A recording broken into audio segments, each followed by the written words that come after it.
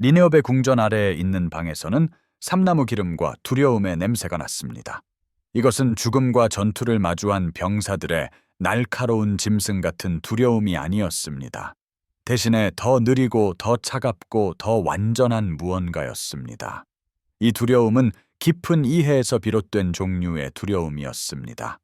한 개인의 과거 삶의 모든 것이 끝났다는 것을 의미했습니다. 그들의 이름은 지워지고 그들의 몸은 소유물이 될 것이었습니다. 그들이 기도했던 신들도 이 장소에서는 그들에게 닿을 수 없었습니다. 이 장소는 그 시대 가장 위대한 도시 아래 기반함에 새겨져 있었습니다. 벽들은 조각된 부조들로 덮여 있었습니다. 희미한 등불 아래에서도 그들이 무엇을 묘사하는지 볼 수 있었습니다. 벽들에는 조각된 부조들이 새겨져 있었습니다. 이 부조들은 정복된 민족들로부터 조공을 받는 아시리아의 왕들을 묘사했습니다. 다른 조각들은 도시들이 불타는 모습을 보여주었습니다. 포로들은 말뚝에 꿰뚫려 있었습니다. 정복의 장면들 곳곳에는 여성들의 이미지가 엮여 있었습니다. 이 여성들은 무릎을 꿇고 베일을 쓰고 손이 묶여 있었습니다. 왕비들은 왕관을 벗겨줬습니다. 공주들은 자신들의 궁전에서 끌려 나왔습니다. 왕실의 딸들은 소유물로 변모되었습니다. 그들은 금과 상아 그리고 가축과 함께 점토판의 목록으로 기록되었습니다. 방 중앙에는 돌로 된 대야가 놓여 있었습니다. 그 대야는 물로 가득 차 있었습니다. 이 물은 등불빛을 받아 반짝였습니다. 그것은 천장 전체에 춤추는 듯한 반사광을 비추었습니다. 그 물은 마시기 위한 것이 아니었습니다. 어떤 평범한 의미에서 씻기 위한 것도 아니었습니다. 이것은 의례적인 정화의식이었습니다. 이것은 한 여인을 변모시키는 과정이었습니다. 그녀는 한때 왕비였습니다.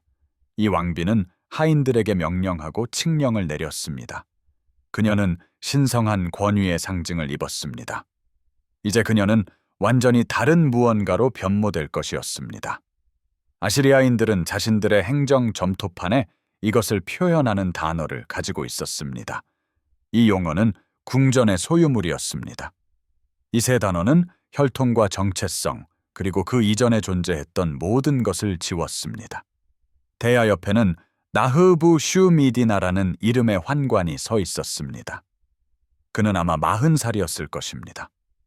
하지만 그의 매끄러운 얼굴은 그의 나이를 가늠하기 어렵게 만들었습니다. 그는 소년 때 거세되었습니다. 이것은 그의 도시가 아시리아의 정복으로 함락된 후에 일어났습니다. 그는 왕실에서 봉사하도록 궁전에서 길러졌습니다. 그는 빛 아쉬이리, 빛 아쉬 이이아리이를 감독하도록 훈련받았습니다. 빛 아쉬이리, 빛 아쉬이아리는 여성들의 거처였습니다. 포로가 된 왕비들이 그곳에 살았습니다. 외국 공주들과 속국 왕들의 딸들도 그곳에 거주했습니다. 그들은 침묵과 그림자 속에서 남은 생을 보냈습니다. 그는 이 변모의식을 수십 번 목격했습니다. 그러나 오늘은 달랐습니다. 오늘 준비되는 여인은 어떤 작은 공주가 아니었습니다. 그녀는 10년 후 아무도 기억하지 못할 작은 왕국 출신도 아니었습니다. 오늘 밤의 대상은 엘람의 왕비 자신이었습니다. 재밌습니다. 그녀는 대야 앞에 서 있었습니다. 그녀는 왕실 의복의 잔해를 입고 있었습니다. 왕관과 보석들은 이미 벗겨져 있었습니다. 그녀의 이름은 쐐기 문자로 점토판에 새겨져 있었습니다. 이 점토판은 대야 옆 나무 탁자 위에 놓여 있었습니다. 내일 그 점토판은 물에 녹여질 것입니다. 점토는 형체 없는 진흙으로 돌아갈 것입니다. 그녀의 원래 이름은 존재하지 않았던 것처럼 사라질 것입니다. 그녀는 새로운 이름을 받게 될 것입니다. 이 새로운 이름은 벨티엘어리 BLTELUY리였습니다. 그것은 신들의 여인이라는 뜻이었습니다. 이것은 일반적인 칭호였습니다. 어떤 여성에게도 적용될 수 있는 이름이었습니다. 이 이름은 그녀의 고향이나 혈통에 대한 어떤 기억도 담고 있지 않았습니다. 그것은 그녀가 태어난 왕실의 흔적을 모두 지웠습니다. 다음 몇 시간 동안 그녀에게 무슨 일이 일어날지는 대부분 문서화되지 않았습니다. 이 의식은 왕비에서 소유물로의 전환을 의미했습니다. 하지만 그것은 아시리아 행정문서에 완전하게 기록된 적이 없었습니다. 서기들은 다른 모든 것을 꼼꼼한 세부 사항까지 기록했습니다. 그들은 기름 항아리를 세었습니다. 그들은 말들의 이름을 기록했습니다. 그들은 먼 지방에서 온 조공 지부를 추적했습니다. 그러나 이 변모 의식의 세부 사항에 대해서는 신중한 침묵을 유지했습니다. 후대 자료들은 특정 관행들을 암시합니다. 이 관행들은 관련된 여성들의 존엄성을 침해했습니다. 더욱이 그것들은 신성한 왕권의 모든 원칙을 침해했습니다. 이러한 원칙들은 고대 근동 문화권이 존중한다고 주장했던 것이었습니다. 하지만 세부 사항들은 의도적으로 가려져 있었습니다. 그것들은 단편적으로만 기록되었습니다. 이 사건들을 목격한 하인들은 완전히 묘사할 수 없는 것들에 대해 속삭였습니다. 고고학적 기록은 이러한 관행들을 보존했습니다. 이는 역사가들이 여전히 해석하기 어려운 공백과 침묵을 통해서였습니다. 우리가 아는 것은 이 의식들이 정기적으로 일어났다는 것입니다. 그것들은 아시리아 궁전의 지하방에서 거행되었습니다. 왕의 권위 아래 환관들에 의해 수행되었습니다. 그 의식들은 물과 기름, 그리고 향과 의례적인 주문들을 포함했습니다. 이러한 주문들은 아카드어로 낭송되었습니다. 게다가 왕비로 그 방에 들어섰던 여성들은 이름 없는 소유물로 나왔습니다. 그들의 삶은 다시는 그들 자신의 것이 되지 못했습니다. 심리적 그리고 신체적 변모는 완전했습니다. 포로가 된 왕비들은 한때 군대를 지휘했습니다. 그들은 조약을 협상하고 왕국을 다스렸습니다. 이제 그들은 침묵하는 그림자가 되었습니다. 그들은 항의 없이 궁전 복도를 지나다녔습니다.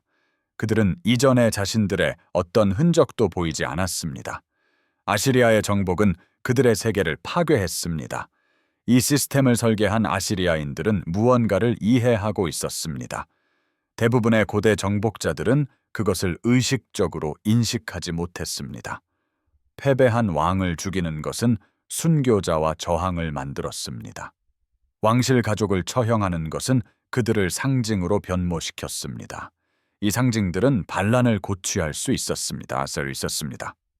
하지만 왕비들을 익명적인 소유물로 변모시키는 것은 달랐습니다. 그것은 그들의 정체성을 지우는 것을 의미했습니다.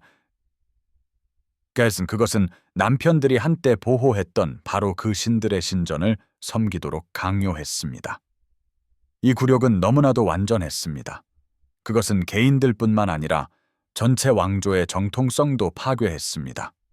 왕비가 아시리아 궁전 시스템으로 사라지면 결코 다시 나타나지 않았습니다.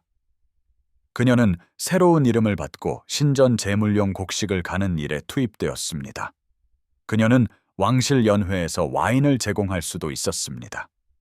그녀는 가장 낮은 노예의 수준으로 자신을 떨어뜨리는 일들을 수행했습니다. 이것은 신들 자신이 그녀를 버렸음을 보여주었습니다. 그것은 그녀의 이전 왕실 지위가 불법적이었음을 나타냈습니다. 아시리아의 정복은 단순한 군사적 승리가 아니었습니다. 그것은 또한 신성한 심판이었습니다. 오늘 밤 나흐부 슈미디나는 엘람의 왕비를 지켜보았습니다. 그녀는 정화대야 앞에 서 있었습니다. 그는 의식을 시작할 준비를 했습니다. 이 의식은 그녀가 누구였는지를 지울 것입니다. 그는 이전 의식들에서는 느끼지 못했던 무언가를 느꼈습니다.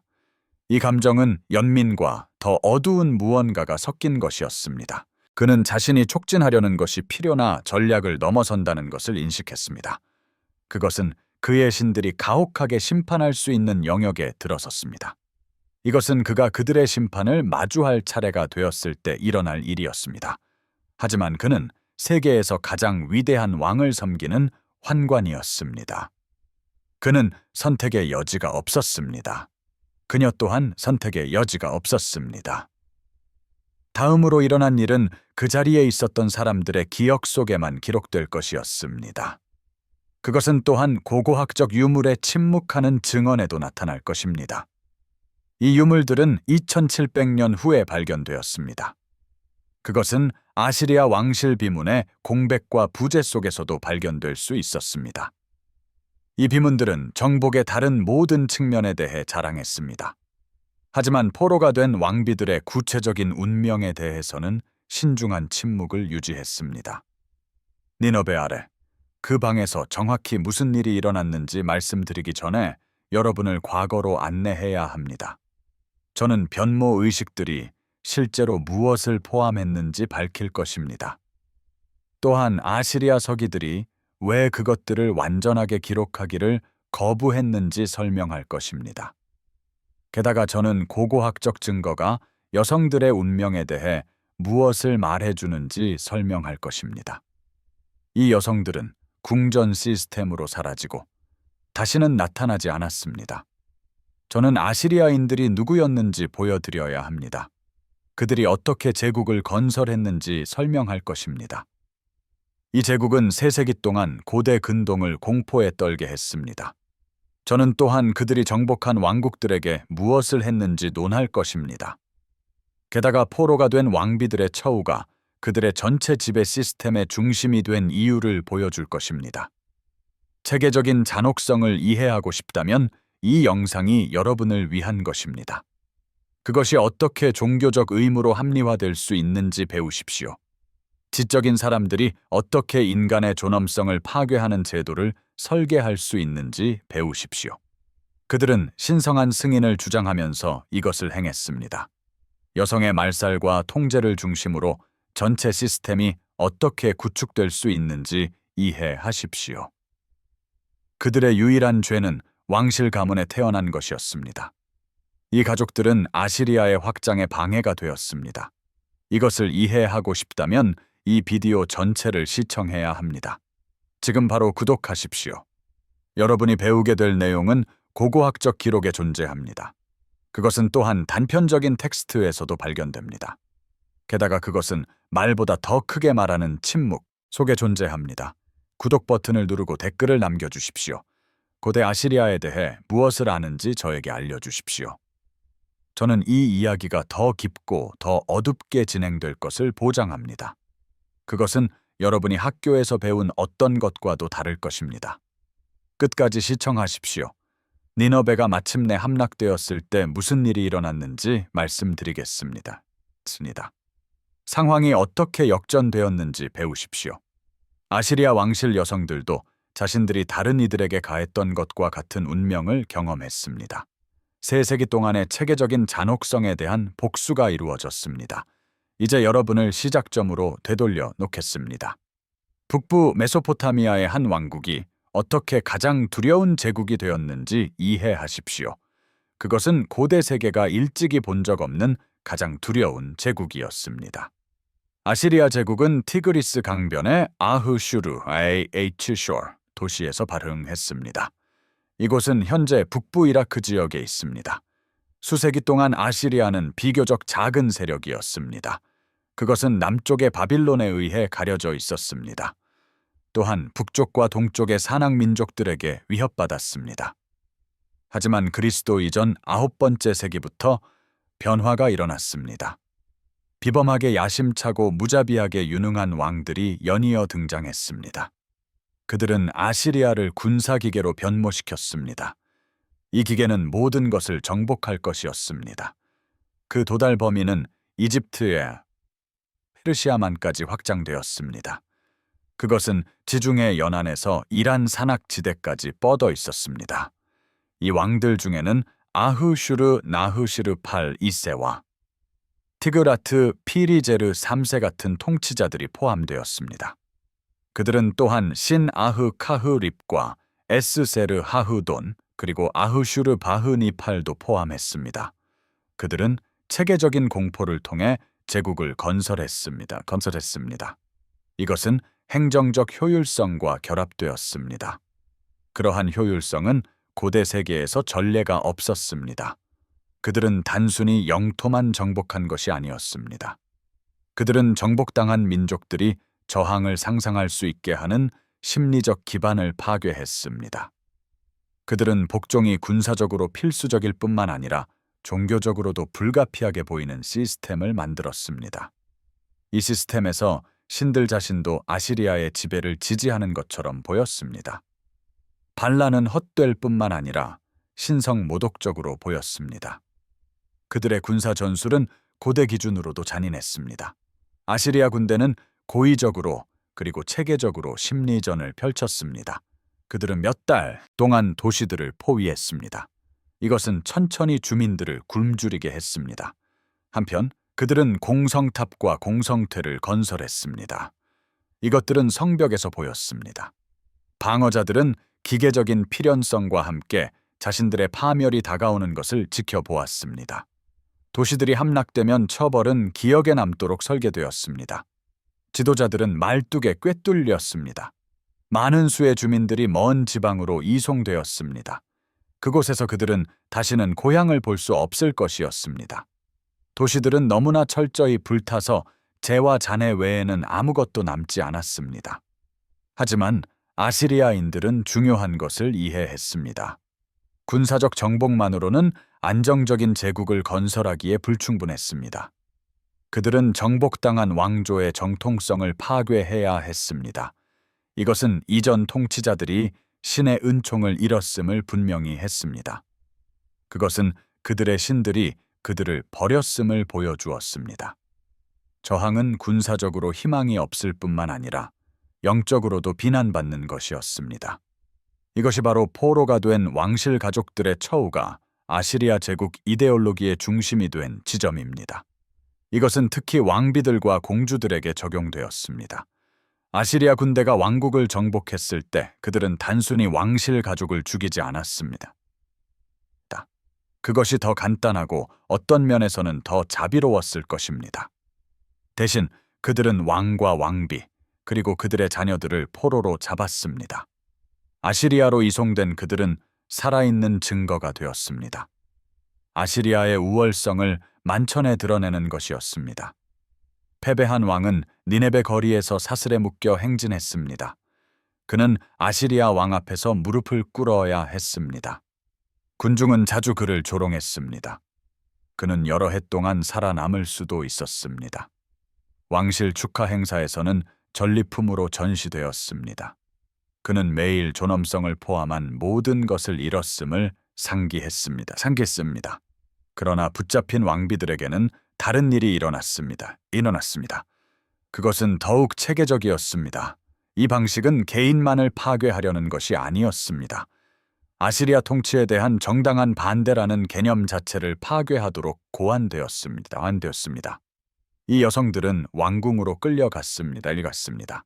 여기에는 니네베와 님루드의 대규모 궁전 단지가 포함되었습니다. 그곳에서 그들은 한 시스템을 거쳤습니다. 이 시스템은 그들을 왕비에서 익명의 재산으로 바꾸었습니다. 이 시스템은 빛 아셰르테로 알려졌습니다. 또한 여성의 거처라고도 불렸습니다. 그것은 통제와 굴욕을 위한 가장 정교한 도구 중 하나였습니다. 고대 세계에는 이와 같은 것이 없었습니다. 이 시스템에 대한 고고학적 증거는 여러 출처에서 나옵니다. 궁전 부조는 행렬에 있는 포로 여성을 보여줍니다. 이것은 다양한 아시리아 왕들의 통치 기간에 조각되었습니다. 여성들은 종종 베일로 가려져 있었습니다. 그들의 손은 묶여 있었습니다. 그들은 복종의 자세로 배치되었습니다. 궁전 기록 보관소의 행정문서에는 외국 여성들의 명단이 기록되어 있습니다. 이 여성들은 출신과 신분에 따라 세심하게 분류되었습니다. 그들은 궁전 내에서 특정한 역할을 부여받았습니다. 궁전 관리들 간의 서신은 이 여성들의 관리에 대해 논의합니다. 현대 역사가들과 고고학자들은 조각들을 통해 이 시스템의 개요를 재구성했습니다. 궁전 단지에서 발견된 매장 증거는 여성 해골을 보여줍니다. 이 해골들은 여러 다른 지역의 장신구를 착용하고 있었습니다. 이것은 이 여성들이 정복된 왕국에서 왔음을 시사합니다. 그들은 아시리아의 포로로 잡혀 죽었고 궁전 부지에 묻혔습니다. 그러나 가장 중요한 증거는 아시리아인들이 기록하지 않기로 선택한 것에서 나옵니다. 왕실 비문은 군사적 승리에 대한 정교한 세부 사항을 자랑했습니다. 또한 정복된 도시와 패배한 적들에 대해서도 묘사했습니다.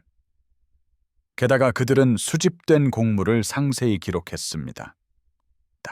그러나 이 비문들은 신중한 침묵을 유지했습니다. 아시리아에 도착한 후 붙잡힌 왕비들에게 무슨 일이 일어났는지 언급하지 않았습니다.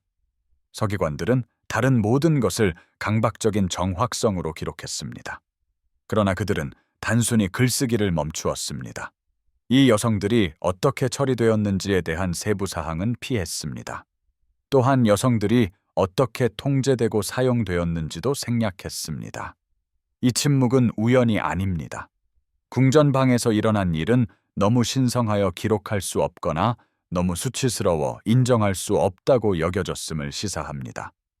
잔혹함을 정상적인 정책으로 받아들였던 아시리아의 기준에서도 이것은 마찬가지였습니다. 붙잡힌 왕비들은 궁전 단지 내의 지하 방으로 끌려갔습니다. 이 방들은 안반에 새겨져 있었습니다. 그곳은 경비가 삼엄한 통로를 통해서만 접근할 수 있었습니다. 그곳은 변형의 공간 역할을 했습니다. 여기서 왕족이었던 여성들은 체계적으로 해체되어 궁전의 재산으로 재건되었습니다. 이 과정은 여러 단계를 포함했습니다.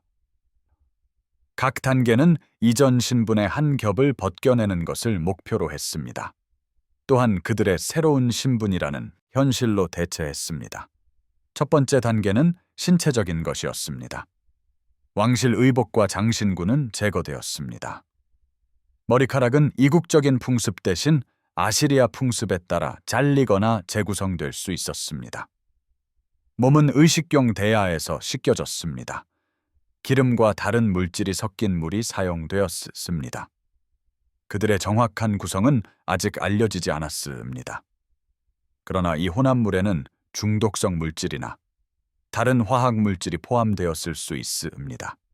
이 화학 물질은 혼란을 주거나 진정시키기 위해 고안되었습니다. 고고학적 발견은 이러한 의식용 대야가 존재했음을 확인시켜 줍니다. 그것들은 여성의 거처로 확인된 궁전 지역 근처에서 발견되었습니다. 이것은 고립된 관행이 아닌 표준 절차를 시사합니다. 두 번째 단계는 명명 단계였습니다. 여성의 본래 이름은 점토판에 기록되었습니다. 이 점토판은 물에 용해되었습니다. 이 행동은 문자 그대로 그녀의 신분을 지워버렸습니다. 그녀에게는 새로운 이름이 주어졌습니다. 이 이름은 일반적으로 아시리아 신들을 언급했습니다. 또는 어떤 여성에게나 적용될 만큼 일반적인 것이었습니다. 궁전 여성들을 나열한 행정 문서들은 이러한 패턴을 명확히 보여줍니다. 신들의 여인을 의미하는 벨티와 같은 이름이 반복해서 나타났습니다. 물리수가 좋다는 의미의 물리수 다마트도 나타났습니다. 이것은 이것들이 본명이 아닌 부여된 이름이었음을 시사합니다. 자신의 이름을 읽는 심리적 영향은 아무리 강조해도 지나치지 않습니다. 새로운 칭호로 불리는 것은 혈통과 고향을 지워버렸습니다. 또한 가족관계도 지워버렸습니다. 이름은 고대 세계에서 깊은 의미를 지녔습니다. 그것은 개인을 조상과 신, 그리고 장소에 연결했습니다. 여성의 이름을 빼앗는 것은 그녀를 만들었던 모든 것과의 연결을 빼앗는 것이었습니다. 세 번째 단계는 직업적인 것이었습니다. 붙잡힌 왕비들은 이전 신분을 뒤바꾸는 임무를 부여받았습니다. 하인을 여성들은 신전 제물용 곡물을 빻는 일에 투입되었습니다. 정교한 식사를 대접받았던 여성들은 다른 사람들을 위한 음식을 준비했습니다. 왕실 예복을 입었던 여성들은 궁전에서 사용할 천을 짰습니다. 요점은 경제적인 것이 아니었습니다. 아시리아 궁전에는 일상적인 노동을 위한 노예가 충분히 있었습니다. 핵심은 심리적인 것이었습니다. 전직 왕비에게 하찮은 일을 시키는 것은 특정한 목적을 가졌습니다. 그것은 그녀의 이전 신분이 불법적이었음을 보여주었습니다. 그것은 또한 그녀의 통치를 지지했다고 여겨지는 신들이 그녀를 비난했음을 보여주었습니다. 게다가 그것은 그녀의 진정한 본성이 주권이 아닌 예속임을 증명했습니다. 이것은 그들이 인지하는 사회 질서를 재확립했습니다. 네 번째 단계는 종교적인 것이었습니다. 붙잡힌 왕비들은 종종 아시리아 신들에게 바쳐졌습니다. 여기에는 주신 아슈르도 포함되었습니다. 전쟁과 성을 결합한 이슈타르 여신도 마찬가지였습니다. 이슈타르는 이러한 목적의 완벽한 여신이었습니다. 신전 기록은 다양한 능력으로 봉사하는 외국 여성들을 언급합니다. 그들은 신전 공간을 관리했습니다. 또한 의식에도 참여했습니다. 이 의식들의 구체적인 성격은 불분명합니다. 그러나 당시 사람들은 그들의 존재를 기록할 만큼 중요하게 여겼습니다. 이러한 종교적 헌신은 여러 목적에 기여했습니다. 그것은 아시리아 신들이 이 여성들을 정당한 제물로 받아들였음을 주장했습니다. 그것은 군사적 정복을 종교적 승리로 바꾸었습니다. 또한 굴욕 속에서도 이 여성들이 아시리아의 목적에 봉사하도록 했습니다. 그들의 존재 자체가 이 이데올로기를 강화했습니다. 심오입니다. 아시리아의 전쟁이 신성하게 승인되었다는 사상이었습니다. 다섯 번째 단계는 건축적인 것이었습니다. 붙잡힌 왕비들은 남은 생애 동안 빛 아셰르테, 즉 여성의 거처에서 살았습니다. 이 공간들은 특별히 통제를 위해 설계되었습니다. 높은 벽과 제한된 출입구가 특징이었습니다. 이 출입구는 환관들이 지켰습니다. 내부 구조는 탈출을 불가능하게 만들었습니다. 또한 끊임없는 감시를 가능하게 했습니다. 창문은 안뜰을 향해 있었습니다. 도시 밖을 내다보지 못했습니다.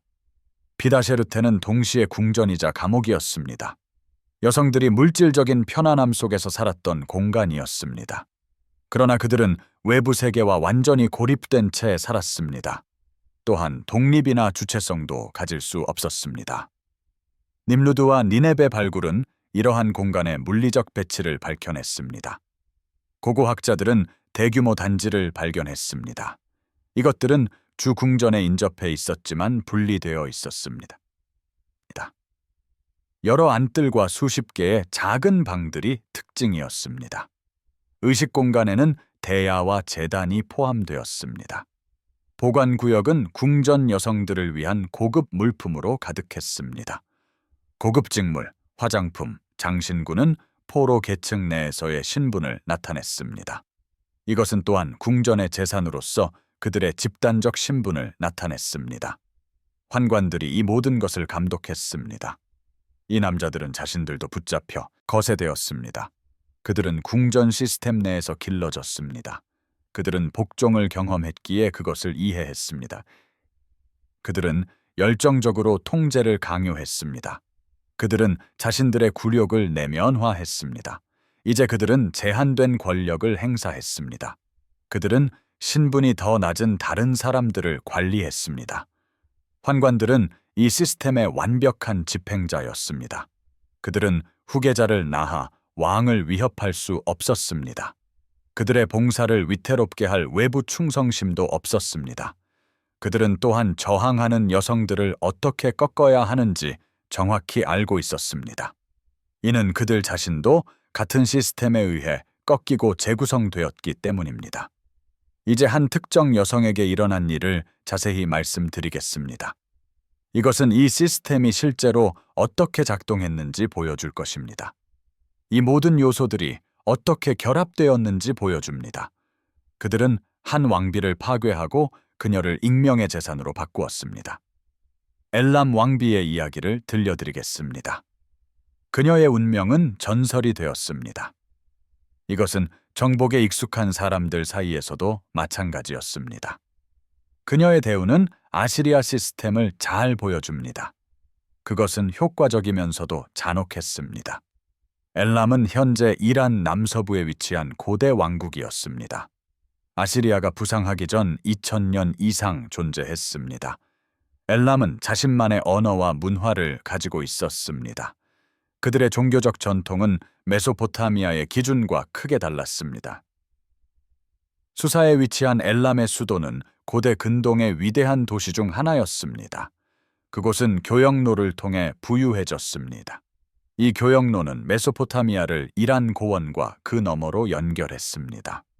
수세기 동안 엘람은 바빌로니아와 아시리아 세력의 라이벌이었습니다. 때로는 그들과 동맹을 맺기도 했습니다. 때로는 전쟁 중이기도 했습니다. 엘람은 항상 독립과 존엄성을 유지했습니다. 그곳은 이 지역의 주요 왕국 중 하나로 남아 있었습니다. 그러나 기원전 647년에 아시리아 왕 아슈르바니팔은 엘람에 대한 대규모 캠페인을 시작했습니다. 그 전쟁은 아시리아의 기준에서조차 잔혹했습니다. 아슈르바니팔의 비문은 자신이 가한 파괴에 대해 자랑했습니다. 도시들은 불탔습니다. 인구는 학살되거나 추방되었습니다. 수사의 왕실 무덤은 훼손되었습니다. 이전 엘람 왕들의 뼈는 흩어졌습니다. 이것은 궁극적인 굴욕이었습니다. 엘람 수도가 함락되자 아슈르바니팔은 왕실 가족을 붙잡았습니다. 여기에는 투만 왕과 그의 왕비가 포함되었습니다. 니네베에서 발견된 아시리아 궁전 부조는 다음에 일어난 일을 놀랍고 충격적인 세부 사항으로 보여줍니다. 투만은 전투 중 또는 포로가 된 직후 살해되었습니다. 그의 머리는 잘려 눈에 띄게 전시되었습니다. 한 유명한 부조는 그의 잘린 머리를 보여줍니다. 그것은 승리 연회 중에 아슈르바니팔에게 옮겨졌습니다. 머리는 나무에 매달려 있었습니다. 아시리아 왕과 그의 왕비는 정교한 소파에 기대어 있었습니다. 그들은 먹고 마시며 정복을 축하했습니다. 하인들이 그들을 시중드는 동안 음악가들은 연주했습니다.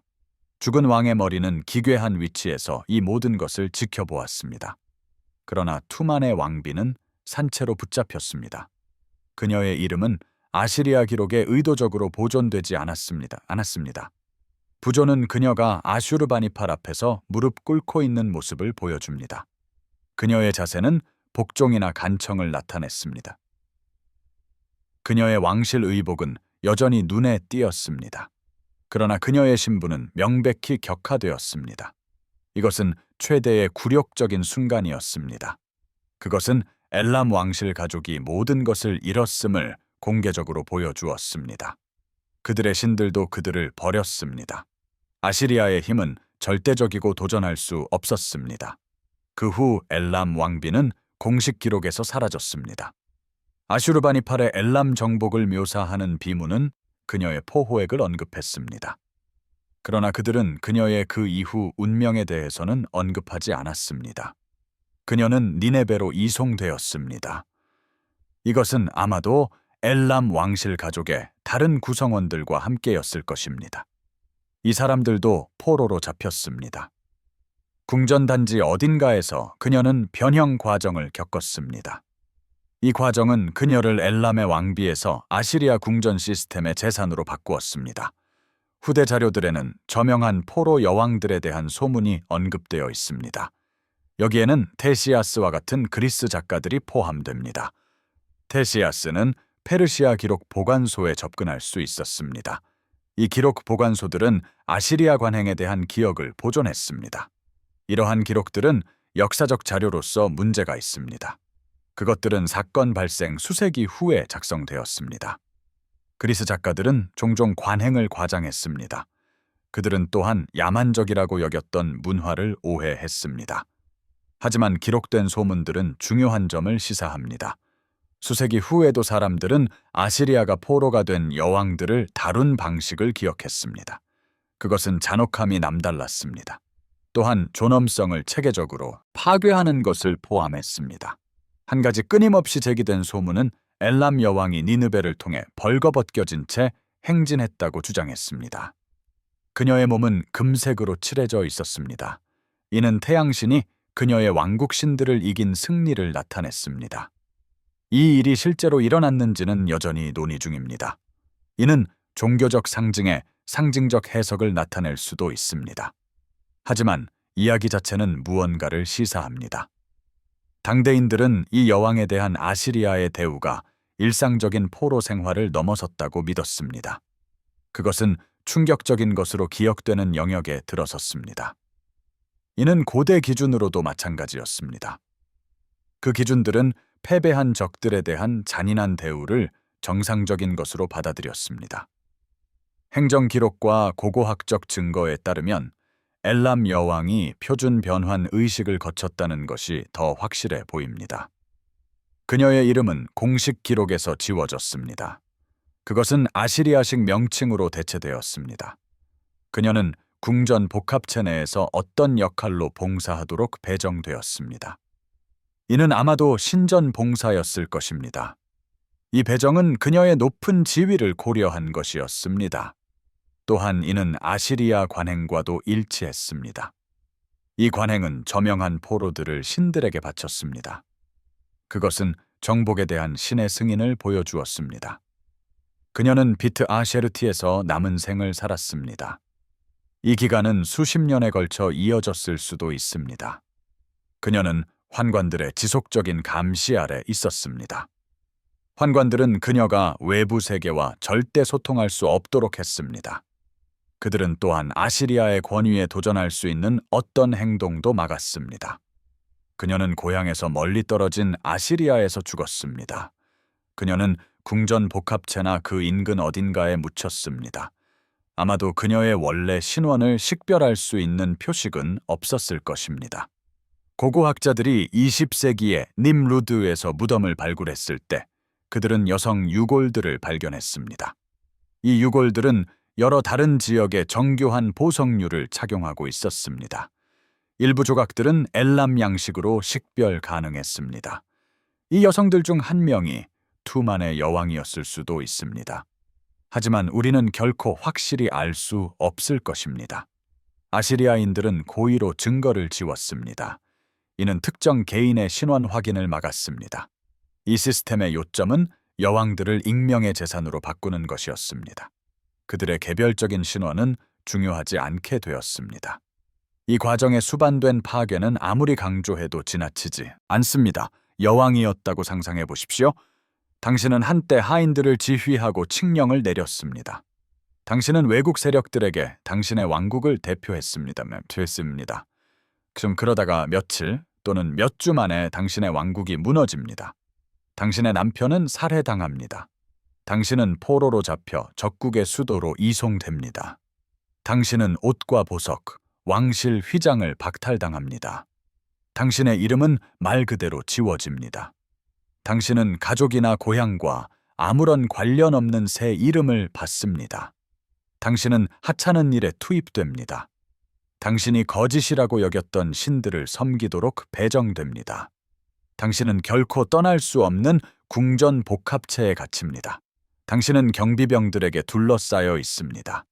이 경비병들은 저항이나 탈출을 막기 위해 특별히 훈련받았습니다. 당신은 수년 동안, 수십 년 동안 이렇게 살아갑니다. 당신은 죽고 진정한 신원을 기록하는 표식 없이 묻힙니다.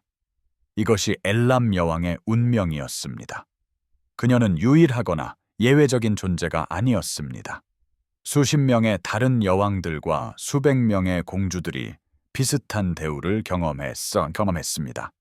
이는 아시리아 제국의 지배 3세기 동안 일어났습니다. 모든 주요 정복은 궁전 시스템을 위한 새로운 포로들을 만들어냈습니다. 모든 진압된 반란은 왕실 가족들이 아시리아로 이송되는 결과를 낳았습니다. 이 모든 여성들은 한 시스템 속으로 사라졌습니다. 이 시스템은 그들을 체계적이고 완전하게 지우도록 설계되었습니다. 비트 아셰르티로 알려진 아시리아 왕실 하렘은 왕의 아내들과 첩들의 집합체 이상이었습니다. 현대 용어인 하렘은 다른 것을 암시할 수도 있습니다. 비트 아셰르티는 통제와 관리의 포괄적인 시스템이었어야 합니다. 그것은 다양한 배경을 가진 수백 명의 여성들을 수용했습니다. 그들의 유일한 공통점은 완전한 주체성의 상실이었습니다. 그들은 궁전의 재산이 되어버렸습니다. 이 시스템이 어떻게 기능했는지 이해하려면 몇 가지 측면을 조사해야 합니다. 여기에는 물리적 배치, 계층 구조, 그리고 규칙과 처벌이 포함됩니다. 우리는 또한 그것을 관리했던 환관들의 결정적인 역할을 이해해야 합니다. 비트 아셰르티의 물리적 공간은 통제를 주요 건축 원리로 삼아 설계되었습니다. 님루드와 니느베에 있는 여성들의 거처는 담으로 둘러싸인 구역으로 지어졌습니다. 이들은 더 큰 궁전 복합체 내에 위치했습니다. 접근은 하나의 삼엄하게 경비되는 문을 통해서만 가능했습니다. 내부 구조는 여러 개의 안뜰로 둘러싸인 방들로 이루어져 있었습니다. 이는 미로 같은 구조를 만들어냈습니다. 이 공간 내에서는 이동이 쉽게 통제되고 감시될 수 있었습니다. 창문은 도시 쪽이 아닌 안뜰 쪽을 향했습니다. 이는 벽 너머 세계와의 시각적 접촉을 막았습니다. 종종 20피트 이상 되는 높은 벽 자체는 물리적으로 탈출을 불가능하게 만들었습니다. 이는 여성이 어떻게든 경비병들을 지나쳤다고 해도 마찬가지였습니다. 이러한 물리적 공간 안에는 세심하게 계층화된 인구가 살았습니다. 계층의 최상위에는 왕의 실제 아내들이 있었습니다. 이 여성들은 강력한 아시리아 가문 출신이었습니다. 그들의 결혼은 제국 내 정치적 동맹을 공고히 했습니다. 이 여성들은 비트 아셰르티 내에서 상대적인 자유를 가졌습니다. 그들은 자신들의 시종들을 두었습니다.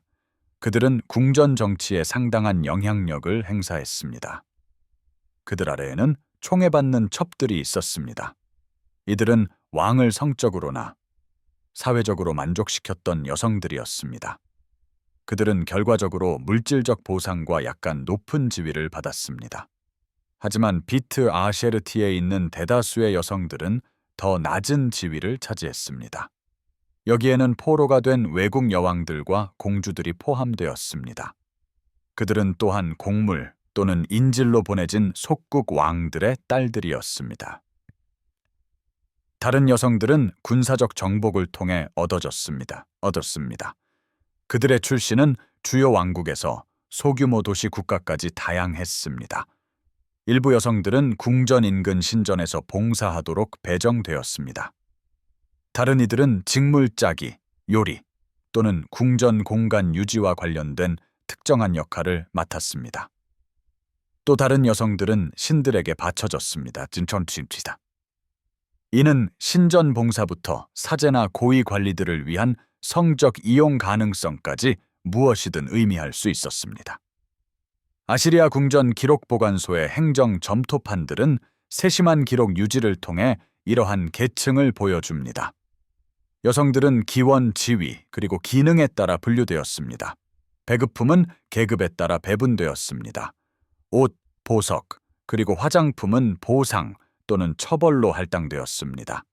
심지어 머리 모양과 베일 착용 방식도 지위가 항상 눈에 보이도록 규제되었습니다. 모든 사람은 시스템 내에서 자신의 위치를 알고 있었습니다. 비트 아셰르티의 삶을 규정하는 규칙은 엄격하고 포괄적이었습니다. 여성들은 명시적인 허락 없이 구역을 떠날 수 없었습니다. 이 허락은 거의 주어지지 않았습니다. 그들은 환관 직원 외의 남성들과 소통할 수 없었습니다. 이는 세심하게 통제된 상황에서만 허용되었습니다. 그들은 심지어 서로 자유롭게 말할 수도 없었습니다. 대화는 감시되었습니다. 왕에 대한 비판처럼 들리는 모든 것은 처벌받을 수 있었습니다. 궁전 정치 논의 또는 포로가 되기 전 삶에 대한 회상 또한 처벌의 위험이 있었습니다. 그들은 금속 물건을 소유할 수 없었습니다. 그러한 물건들은 무기 또는 탈출 도구로 사용될 수 있었습니다. 그들은 아시리아 종교 기준에 따라 의례적 순결을 유지해야 했습니다. 이는 정기적인 의례적 세정을 포함했습니다. 또한 식단 및 행동 제한을 준수해야 했습니다. 이러한 규칙 위반은 즉각적인 처벌을 가져왔습니다. 님루드 서신들은 다양한 징계 조치를 언급합니다. 이 서신 모음은 궁전 관리들 간의 서신이며 기원전 7세기부터 시작됩니다. 부적절한 발언으로 고발된 여성들은 채찍질을 당하거나 어둠 속에 격리될 수 있었습니다. 부정한 행위가 의심되는 여성들은 정화의식을 받을 수 있었습니다. 이 정화는 처벌로 기능했습니다. 탈출을 시도하거나 외부인과 소통하려다 붙잡힌 여성들은 처형에 직면했습니다. 서신들은 이러한 처벌에 대해 완곡어법을 사용했습니다. 예를 들어 감금의 집으로 보내졌다 또는 아슈르에게 바쳐졌다는 표현이 등장했습니다. 이러한 문구들은 종교적 희생으로 제시된 죽음을 의미했을 것입니다. 한 서신은 옛 신들의 이름을 말한 것 때문에 처벌받은 한 여성을 언급합니다. 이는 그녀가 고향의 신들에게 기도하는 모습이 들렸던 것입니다. 그녀는 아시리아 신들에게 기도하지 않았습니다. 그녀의 처벌은 달궈진 바늘로 혀가 꿰뚫리는 것을 포함했습니다. 이 신체적 변형은 말하는 것을 고통스럽고 어렵게 만들었습니다. 그것은 영구적인 경고 역할을 했습니다. 그녀는 아시리아가 정복했던 신들을 부르는 것이 금지되었습니다. 이 특정 사건이 묘사된 대로 일어났는지 또는 한 유형의 처벌을 나타내는지와는 별개로 이 서신은 전체주의적 통제를 보여줍니다. 비트 아셰르티 시스템은 여성들의 삶의 모든 측면에 이러한 통제를 행사했습니다. 이는 그들의 사적인 생각과 기도까지 포함했습니다. 이 시스템의 시행은 전적으로 환관들에게 달려 있었습니다. 이 남성들은 소년 또는 젊은 남성으로서 붙잡혀 거세되었습니다. 그들은 궁전 시스템 내에서 길러졌습니다. 그들은 왕실 여성들을 관리하도록 특별히 훈련받았습니다. 이 환관들은 비트 아셰르티가 의도된 대로 기능하도록 만드는 핵심이었습니다. 그들은 자신들이 복종을 경험했기 때문에 그것을 이해했습니다. 그들은 외부 충성심이 없었습니다. 그들은 어린 나이에 고향과 가족으로부터 빼앗겼습니다. 이는 그들이 궁전 밖에서 의미 있는 연결이 없었음을 의미합니다. 그들은 왕실 여성들에게 접근하는 것을 신뢰받았습니다. 그들의 거세는 그들이 왕의 배타적 권리의 성적 또는 생식적 위협이 되지 않았음을 의미했습니다. 환관들은 자신들의 통제 하에 있는 여성들을 관리하기 위해 정교한 규약을 개발했습니다. 그들은 규칙 준수를 확인하기 위해 정기적인 검사를 실시했습니다. 그들은 일을 배정하고 배급품을 분배했습니다. 그들은 또한 어떤 여성들이 보상을 받고 어떤 여성들이 처벌을 받을지 결정했습니다. 그들은 규칙 위반 혐의를 조사했습니다. 그들은 고위 궁전 관리들에게 징계 조치를 권고했습니다. 그들은 각 여성의 출신, 지위, 행동, 그리고 운명에 대한 기록을 유지했습니다. 결정적으로 환관들은 이 여성들이 가질 수 있는 유일한 인간적 연결고리 역할을 했습니다. 그들은 여성들을 감금된 공간 밖의 세상과 연결해 주었습니다. 그들은 소식을 전했지만 세심하게 걸러진 것이었습니다. 이는 구조나 변화의 희망을 부추길 수 있는 모든 것을 막았습니다. 그들은 왕의 명령과 욕구를 전달했습니다. 그들은 또한 외국 여성들이 조사 또는 봉사를 위해 왕이나 고위 관리들 앞에 불려올 수 있는 드문 경우를 주선했습니다. 환관들은 동시에 포획자들이었습니다. 하지만 그들은 대부분의 여성들이 정기적인 인간적 교류를 할 수 있는 유일한 사람들이었습니다. 이러한 배치로 인해 형성된 심리적 역동성은 복잡하고 유해했습니다. 시스템에 의해 피해를 입었던 환관들이 이제 다른 사람들에게 그것을 강요했습니다.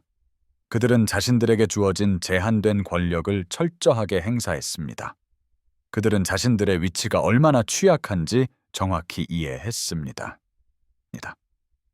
감독 하에 여성들을 통제하는 데 실패하면 자신들의 처벌이나 처형으로 이어질 수 있었습니다.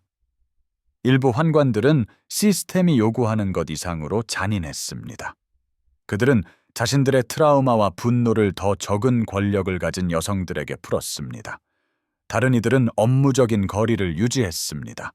그들은 자신들의 역할을 순전히 행정적인 것으로 다루었습니다. 몇몇은 개별 포로 여성들과 공감적인 관계를 발전시킨 듯 했습니다. 하지만 이는 항상 시스템이 부과한 엄격한 경계 내에서 이루어졌습니다. 궁녀들은 살아남기 위해서는 절대적인 복종이 필요하다는 것을 빨리 깨달았습니다. 저항은 처벌로 이어졌습니다. 고향의 문화적 혹은 종교적 정체성을 유지하려는 시도는 교정으로 이어졌습니다. 심지어 자신들의 상황에 대한 개인적인 슬픔조차 위험했습니다. 특히 누군가 엿듣고 보고할 수 있는 곳에서 표현될 경우 더욱 그러했습니다. 그래서 그들은 겉으로는 적응했습니다. 그들은 내적으로 가능한 모든 저항을 유지하면서 순응했습니다. 그들은 자신들을 붙잡은 자들의 언어와 관습을 배웠습니다. 그들은 아시리아의 종교의식에 참여했습니다. 그들은 어쩌면 개인적으로 자신들의 신들에게 기도하면서도 그렇게 했습니다. 그들은 새로운 이름과 새로운 역할을 받아들였습니다.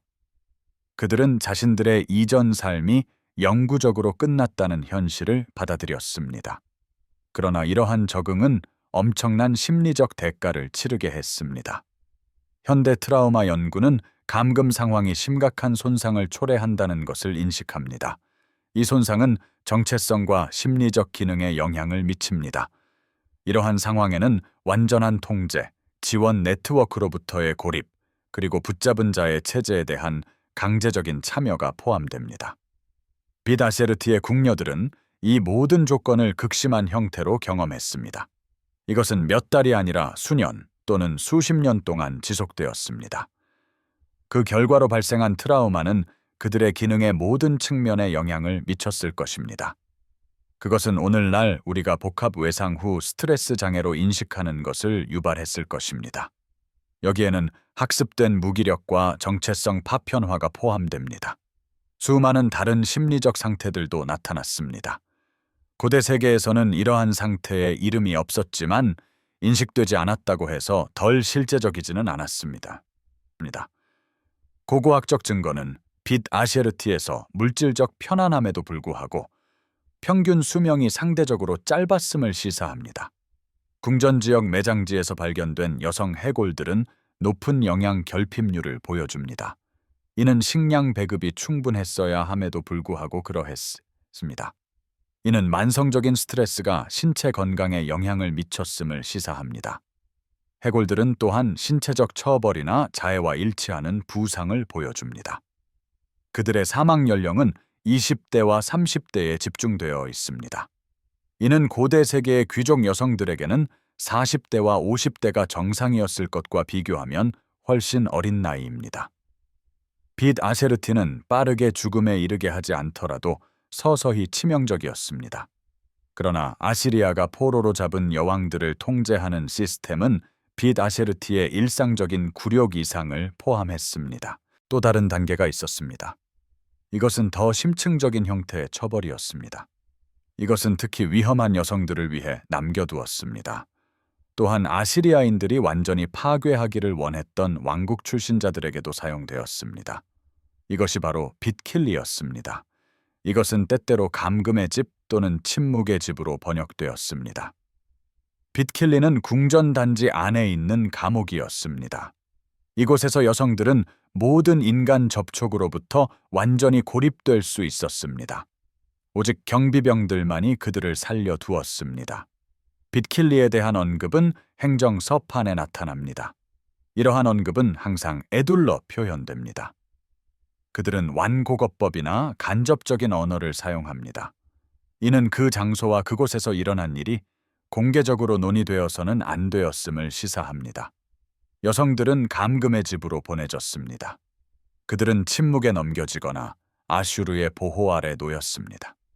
이 모든 문구는 아마도 같은 것을 의미했을 것입니다. 이것은 지하 감방에서의 완전한 고립이었습니다. 그들은 누구와도 소통할 수 없었습니다. 그들은 죽을 때까지 그곳에 머물렀을 것입니다. 또는 빛 아셰르티의 일반 인구로 돌아갈 수 있을 만큼 충분히 부서졌다라고 판단될 때까지 머물렀습니다. 니네베와 님루드의 궁전 단지에 대한 고고학적 탐사는 이러한 기능을 수행했을 수 있는 공간들을 확인했습니다. 지하 방들은 좁은 통로를 통해서만 접근할 수 있었습니다. 이것들은 기반함에 새겨진 작은 방들이었습니다. 그곳에는 창문이 없었고 황의는 최소한이었습니다. 이러한 공간들은 사람을 살려둘 수는 있었습니다. 그러나 그들은 감각 자극이나 인간 접촉으로부터 완전히 고립시켰습니다. 고고학자들은 이러한 공간들이 귀족 여성들을 위한 감옥으로 사용되었는지에 대해 논쟁합니다. 그들은 다른 기능을 가졌을 수도 있습니다. 그러나 행정 기록에는 감금의 집이 언급됩니다. 이러한 물리적 공간들은 고립 외에는 명확한 목적이 없었습니다. 이는 그러한 시스템이 존재했음을 시사합니다. 현대 연구는 독방 감금의 심리적 영향을 기록합니다. 심지어 짧은 기간의 완전한 고립도 인지장애를 유발합니다. 그것들은 또한 환각, 심한 불안, 그리고 장기적인 심리적 손상을 야기합니다. 수개월 또는 수년 동안 지속되는 장기적인 고립은 본질적으로 정신을 파괴합니다. 그것은 되돌릴 수 없는 영향을 초래합니다. 이는 사람이 결국 석방되더라도 마찬가지입니다. 아시리아인들은 구체적인 메커니즘을 이해하지 못했을 수도 있습니다. 그들은 고립인 뇌에 손상을 입힌다는 것을 알았습니다. 그러나 그들은 그 효과를 명확히 이해했습니다. 그것은 극도로 효과적인 처벌이었습니다. 그것은 가장 강한 의지를 가진 개인조차 무너뜨릴 수 있었습니다. 누가 빗킬리로 보내졌을까요? 변화에 저항했던 여성들입니다. 또한 탈출을 시도했던 여성들도 그곳으로 보내졌습니다. 여기에는 외부인과 소통을 시도하다 적발된 여성들이 포함되었습니다. 저항을 계획하던 사람들도 포함되었습니다. 특히 중요한 왕국 출신 여성들도 그곳으로 보내졌습니다. 이는 아시리아인들이 달성하고자 했던 파괴를 강조했습니다. 다른 여성들은 상징적인 위협을 나타냈습니다. 그들에게는 빛 아셰르티의 일상적인 굴욕조차 불충분해 보였습니다. 한 조각난 서판은 한 왕국 출신 여왕에 대해 언급합니다. 그녀는 오직 지는 해의 땅으로만 확인되었습니다. 이는 아마도 아나톨리아나 레반트 어딘가를 의미했을 것입니다. 그녀는 왕의 신들에게 반대하는 발언을 한 후 침묵에 넘겨졌습니다. 그녀는 이전의 처벌에도 불구하고 이를 반복했습니다. 서판은 그녀가 죽기 전 3년 동안 빗킬리에 감금되었다고 기록합니다. 이는 그녀가 그 전체 기간 동안 말 그대로 고립되어 있었다는 것을 의미합니다. 3년의 독방 감금은 그녀의 정신을 완전히 파괴했을 것입니다. 이는 그녀의 몸이 파괴되기 훨씬 전에 일어났을 것입니다. 이 처벌은 행동을 교정하기 위해 고안된 것이 아니었습니다. 그것은 한 사람을 완전히 파괴하기 위해 고안되었습니다. 그것은 그들을 기술적으로는 살아있게 했습니다. 또 다른 서판은 우라르투 왕의 딸들을 언급합니다. 그들은 아버지의 반란 후 아슈르의 보호 아래 놓였습니다. 이것은 아시리아 권위에 대한 반란이었습니다. 우라르투는 강력한 왕국이었습니다. 그곳은 아시리아 북쪽 산악지대에 있었습니다. 우라르투는 아시리아의 확장에 반복적으로 도전했습니다. 우라르투아인의 저항이 마침내 진압되었을 때 왕의 딸들은 붙잡혔습니다. 그들은 또한 빗킬리에 고립되었습니다. 이것은 왕족들에게 무슨 일이 일어나는지를 보여주었습니다. 그것은 아시리아 권력에 반대하는 자들에게 무슨 일이 일어나는지를 보여주었습니다. 그들이 이러한 처우에서 살아남았는지 혹은 고립 속에서 죽었는지는 기록되지 않았습니다. 빗킬리는 더 넓은 통제 시스템 내에서 여러 목적을 수행했습니다. 그것은 궁극적인 위협을 제공했습니다. 이는 궁녀들 사이의 복종을 보장했습니다. 그것은 왕족으로 태어나는 것이 어떤 보호도 제공하지 않음을 보여주었습니다. 여성들은 아시리아 권위에 도전하면 완전한 파괴에 직면했습니다. 그것은 또한 진정한 아시리아인의 믿음을 충족시켰습니다. 이 믿음은 일부 적들이 신들에게 위험하거나 불쾌하다고 여겼습니다. 그들의 지속적인 존재는 위협이었습니다. 이 위협은 세상으로부터의 완전한 고립을 필요로 했습니다. 고립이 유일한 강화된 처벌은 아니었습니다. 아시리아 당국은 다른 방법들을 사용했습니다. 궁전 기록들은 이러한 방법들을 암시합니다. 그것들은 복종을 보장하고 저항을 파괴하는 것을 목표로 했습니다. 여성들은 다른 포로들의 처형을 강제로 목격해야 했습니다. 이것은 트라우마 결속을 형성했습니다. 그것은 또한 불복종의 결과를 보여주었습니다. 그들은 신체 훼손을 당할 수도 있었습니다. 있었습니다. 이것들은 처벌의 증거로 그들의 몸에 영구적으로 흔적을 남겼습니다. 특히 얼굴 훼손은 아름다움을 파괴했습니다. 그것들은 이 여성들이 다시는 대중 앞에 설 수 없도록 명확히 했습니다. 여성들은 또한 신들에게 봉헌될 수도 있었습니다. 이것은 단순한 신전 봉사 이상을 수반하는 것으로 보였습니다. 이 문구는 서판에 반복적으로 나타납니다. 그러나 그것은 항상 자세한 설명 없이 등장합니다. 이는 신들에게 봉헌이 특정 의미를 가졌음을 시사합니다. 서기들은 그것을 명시적으로 기록하고 싶어 하지 않았습니다. 일부 역사가들은 이를 처형의 완곡한 표현으로 해석합니다.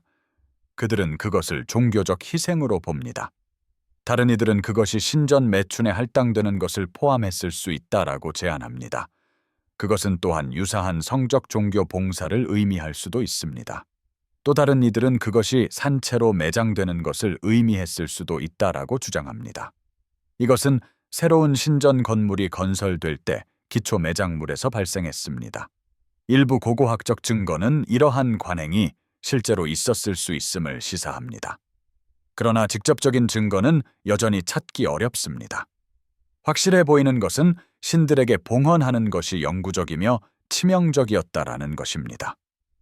봉헌된 여성들은 행정 기록에 다시는 나타나지 않았습니다. 그들은 문서에서 완전히 사라졌습니다. 마치 그들이 존재하지 않았던 것과 같았습니다. 이러한 사라짐의 패턴은 최종성을 시사합니다. 이 여성들에게 무슨 일이 일어났든 그것은 최종적이었습니다. 구체적인 세부 사항을 기록하는 것은 너무 신성하거나 너무 수치스러운 것으로 간주되었습니다. 서기들은 그러한 정보를 점토판에 기록하지 않았을 것입니다. 이 서판들은 미래 세대에 의해 읽힐 수도 있었습니다. 이제 저는 특정 여성들에 대해 이야기하겠습니다. 우리는 그들의 이야기를 부분적으로 재구성할 수 있습니다. 이것은 남아있는 단편적인 증거에서 비롯됩니다. 이들은 단지 익명의 대중이 아닙니다. 이들은 궁전 시스템 속으로 사라진 개인들입니다. 그들의 이름이나 상황은 충분히 상세하게 기록되었습니다. 우리는 그들을 사람으로 이해할 수 있습니다. 그들은 통계 이상입니다. 이 이야기들은 행정적인 추상 뒤에 숨겨진 인간의 현실을 드러냅니다. 그것들은 시스템이 실제로 어떻게 작동했는지 보여줍니다. 그것들은 또한 그것을 경험한 여성들이 치른 대가를 보여줍니다. 첫 번째 여성의 본래 이름은 사라졌습니다. 그녀는 님루드 서한에 등장합니다. 그녀의 아시리아식 명칭은 물리슈 담카트였습니다. 이것은 물루는 선하다는 의미입니다. 그것은 아슈르의 배우자였던 여신 물루를 지칭합니다. 서한들은 그녀를 과거 바빌론의 집 출신으로 식별합니다. 이는 그녀가 바빌론 왕족 출신이었다는 것을 의미합니다. 그녀는 수많은 갈등 중 하나 동안 붙잡혔습니다. 이것들은 아시리아와 그 남쪽 이웃 국가 사이의 갈등이었습니다. 그녀의 포호에게 대한 구체적인 상황은 기록되지 않았습니다. 그녀는 그리스도 탄생 전 약 690년경의 서신에 등장합니다. 이것은 시나카르브의 통치 기간 동안이었습니다. 서한들은 물리슈 담카트를 여러 번 언급합니다. 이러한 맥락들은 그녀가 문제가 있었음을 시사합니다. 궁전 당국은 그녀를 다루기 어렵다고 여겼습니다. 그녀는 부적절한 열정으로 이야기한 것으로 고발되었습니다. 그녀는 또한 적절한 경의를 표하는 데 실패했습니다. 그녀는 소통을 시도한 것으로 분명히 의심받았습니다. 이 소통은 궁전 밖의 누군가와 이루어졌습니다. 서한들은 이것이 어떻게 시도되었는지는 명시하지 않습니다. 그들은 또한 그녀가 누구와 소통하려고 했는지도 밝히지 않습니다. 한 서한은 그녀에 대한 엄중한 교정을 권고했습니다. 그녀는 감시를 강화하여 배치되어야 했습니다. 그 후 서신에서 공백이 생겼습니다. 물리슈 담카트는 1년 이상 다시 언급되지 않았습니다.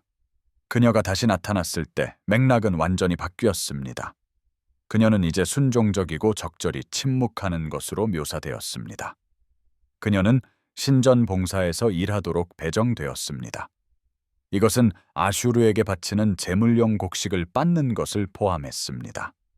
이러한 변화는 엄중한 교정이 의도대로 작동했음을 시사합니다. 그것은 그녀가 보였던 모든 저항을 무너뜨렸습니다. 그것은 시스템이 요구하는 수능적인 행동을 만들어냈습니다. 그러나 서한들은 다른 것도 언급했습니다. 물리슈 담카트는 자살을 시도했습니다.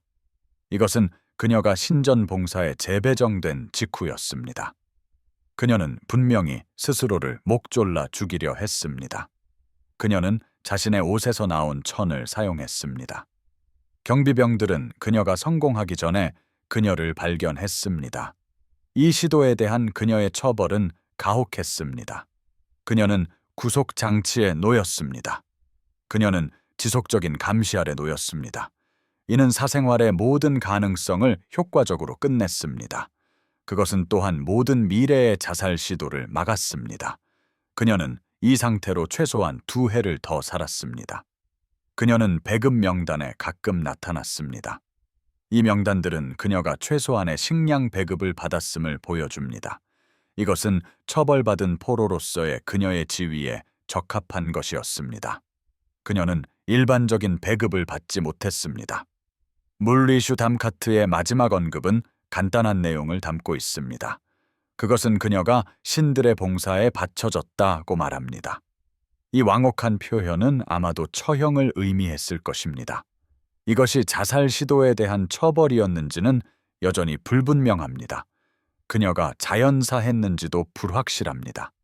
이 표현은 단순히 신전 하인의 사망을 기록하는 표준 방식이었을 수도 있습니다.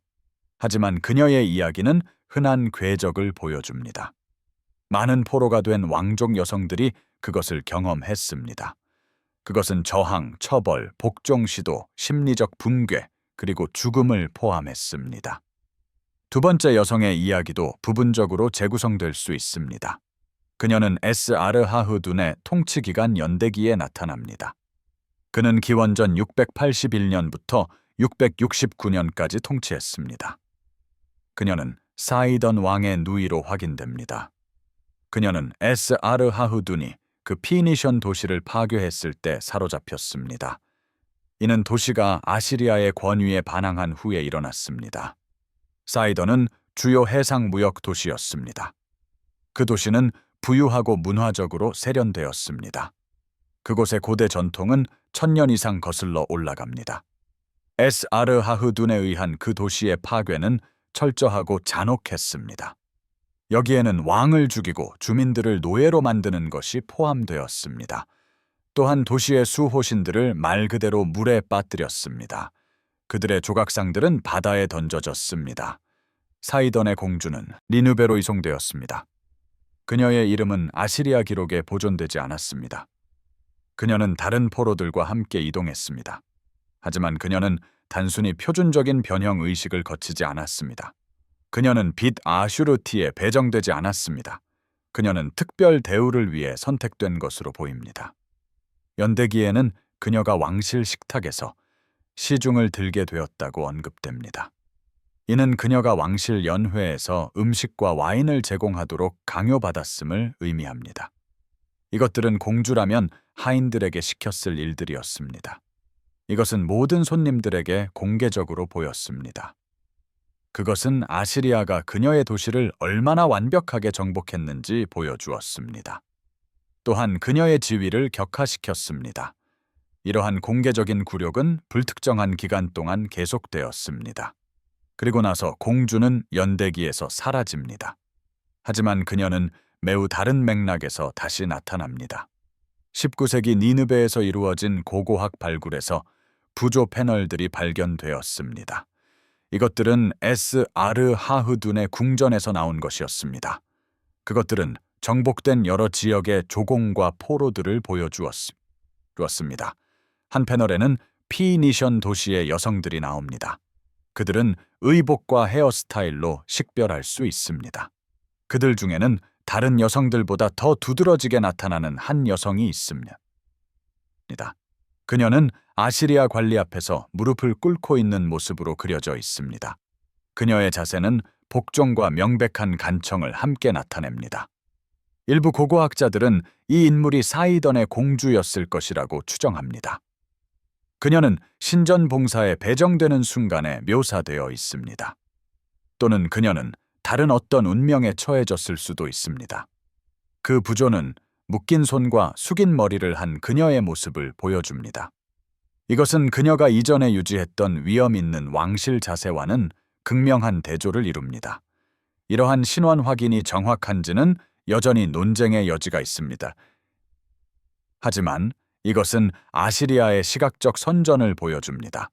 그것은 포로가 된 왕족 여성들의 이미지를 활용했습니다. 이것은 그들의 정복의 완전성을 전달했습니다. 세 번째 여성의 이야기는 주로 그리스 자료를 통해 기록되었습니다. 이는 특히 세사스의 기록에서 비롯되었습니다. 그의 신뢰도는 의심스럽습니다. 하지만 그의 기록은 여러 전통을 보존하고 있습니다.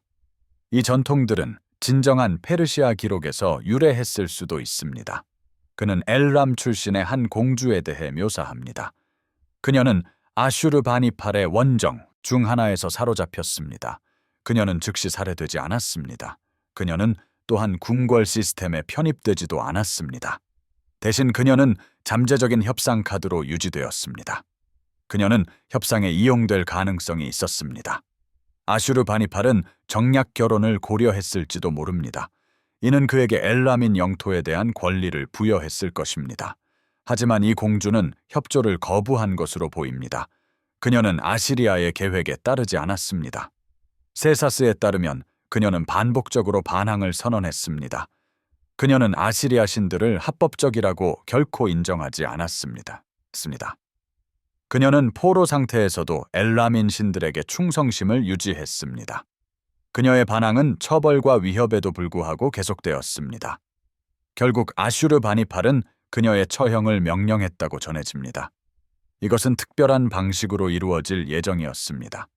그것은 종교적 반항의 결과를 보여줄 것이었습니다. 그녀는 아슈르에게 바쳐질 것이었습니다. 세사스는 이 의식을 묘사합니다. 그의 언어는 인신 제사를 암시합니다. 하지만 그의 기록은 야만적인 관습에 대한 그리스의 가정에 크게 영향을 받았습니다. 이러한 수사적인 미사여구에서 역사적 진실을 추출하는 것은 거의 불가능합니다. 만약 이 이야기가 어떤 사실에 근거한다면 그것은 중요한 점을 보여줍니다. 일부 포로가 된 여왕들은 복종 대신 죽음을 택했습니다. 그들에게는 종교적, 문화적 정체성을 유지하는 것이 매우 중요했습니다. 그들은 아시리아 종교의식에 참여하기보다 처형을 받아들였습니다. 그들은 또한 아시리아 신들의 정당성을 인정하기를 거부했습니다. 많은 여성들이 이러한 선택을 했는지 우리는 알 수 없습니다. 대부분의 여성들이 생존을 위해 복종했는지도 알지 못합니다. 남아있는 파편적인 증거는 완전한 이해를 방해합니다. 네 번째 이야기는 후기 바빌로니아 연대기에서 비롯되었습니다. 이 기록들은 아시리아의 멸망 이후에 쓰여졌습니다. 이 글들은 아시리아의 잔혹성을 과장하려는 동기가 있었습니다. 하지만 그것들은 또한 특정 사건들에 대한 기억을 보존했습니다. 한 연대기에는 시리아에 있던 아람 왕국의 한 여왕이 언급됩니다. 그녀는 티글라트 필레세르 3세, 티그라트 필레이 세르 3세가 서부 원정을 하던 중 사로잡혔습니다. 이것은 8세기에 일어났습니다. 이 여왕은 사로잡힐 당시 임신 중이었던 것으로 보입니다. 연대기는 티글라트 필레세르가 그녀가 출산할 때까지 살려두라고 명령했다고 주장합니다. 그러고 나서 그는 그녀 앞에서 아이를 살해했습니다. 그 후 그녀는 여성의 집으로 보내졌습니다. 이것은 빛 아쉐르테를 의미합니다. 만약 이 기록이 정확하다면 그것은 극도로 계산된 잔혹성을 나타냅니다. 이것은 심지어 시스템의 일상적인 굴욕을 넘어섭니다. 임신한 여성을 살려두어 아이를 죽이는 것은 추가적인 처벌이었습니다. 이것은 심리적 고문을 보여줍니다. 이는 패배한 적들에 대한 고대 잔혹성 기준에 비추어 봐도 지나친 듯 보입니다. 이 행위는 또한 시리아인들이 어떻게 최대의 심리적 피해를 입히는지에 대한 이해를 보여줍니다. 그것은 희망을 완전히 파괴하는 방법을 보여줍니다. 그것은 사로잡힌 여왕들이 소중히 여기는 어떤 것도 보호되거나 보존되지 않을 것임을 확실히 알게 했습니다. 이 개별적인 이야기들은 단편적이고 불완전합니다. 하지만 그것들은 행정 시스템 뒤에 숨겨진 인간적인 현실을 드러냅니다. 그것들은 또한 왕실 비문과 고고학적 유물 뒤의 현실을 보여줍니다. 각 여성은 역사를 가지고 있었습니다. 각 여성에게는 가족, 고향, 그리고 중요한 정체성이 있었습니다. 각 여성은 친숙한 모든 것으로부터 폭력적으로 분리되었습니다. 그녀는 이전의 자아를 파괴하도록 설계된 시스템에 강제로 편입되었습니다. 이 시스템은 그녀를 익명의 노예 상태로 대체하는 것을 목표로 했습니다. 일부 여성들은 저항했습니다. 일부는 복종했습니다. 다른 이들은 심리적으로 무너졌습니다. 일부는 겉으로는 순응하면서도 내면의 저항을 유지했습니다. 궁극적으로 그들 모두는 모든 것을 잃었습니다. 이러한 상실에는 아시리아 정복 이전에 그들의 삶에 의미를 주었던 모든 것이 포함되었습니다. 이제 우리는 이 시스템에서 종교가 했던 역할을 다룰 필요가 있습니다. 아시리아가 포로가 된 여왕들을 다룬 방식을 이해하는 것이 중요합니다. 그것은 그들이 종교적 이념을 사용한 방식을 이해해야 합니다. 그들은 이 이념을 사용하여 관습들을 정당화했습니다. 이러한 관습들은 신성한 왕권의 모든 원칙을 위반했습니다. 이러한 원칙들은 고대 근동 문화권에서 존중된다고 주장되었습니다. 아시리아 국가 종교는 아슈르 신을 중심으로 했습니다. 그는 신성한 왕으로 여겨졌습니다. 아슈르 신은 천상세계를 다스렸습니다. 아시리아 왕은 이러한 신성한 권위를 반영하여 지상세계를 통치했습니다. 아시리아의 군사 원정은 단순히 정치적 또는 경제적 사업이 아니었습니다. 대신 그것들은 종교적 십자군, 원정이었습니다. 전쟁은 아슈르 신을 대신하여 수행되었습니다. 목표는 반항하는 민족들과 그들의 거짓 신들을 올바른 신성한 권위 아래 두는 것이었습니다. 아시리아 왕이 외국의 왕국을 정복했을 때 그는 인간 적들을 패배시키는 것 이상을 했습니다. 그는 아슈르 신이 더 강력하다는 것을 보여주었습니다.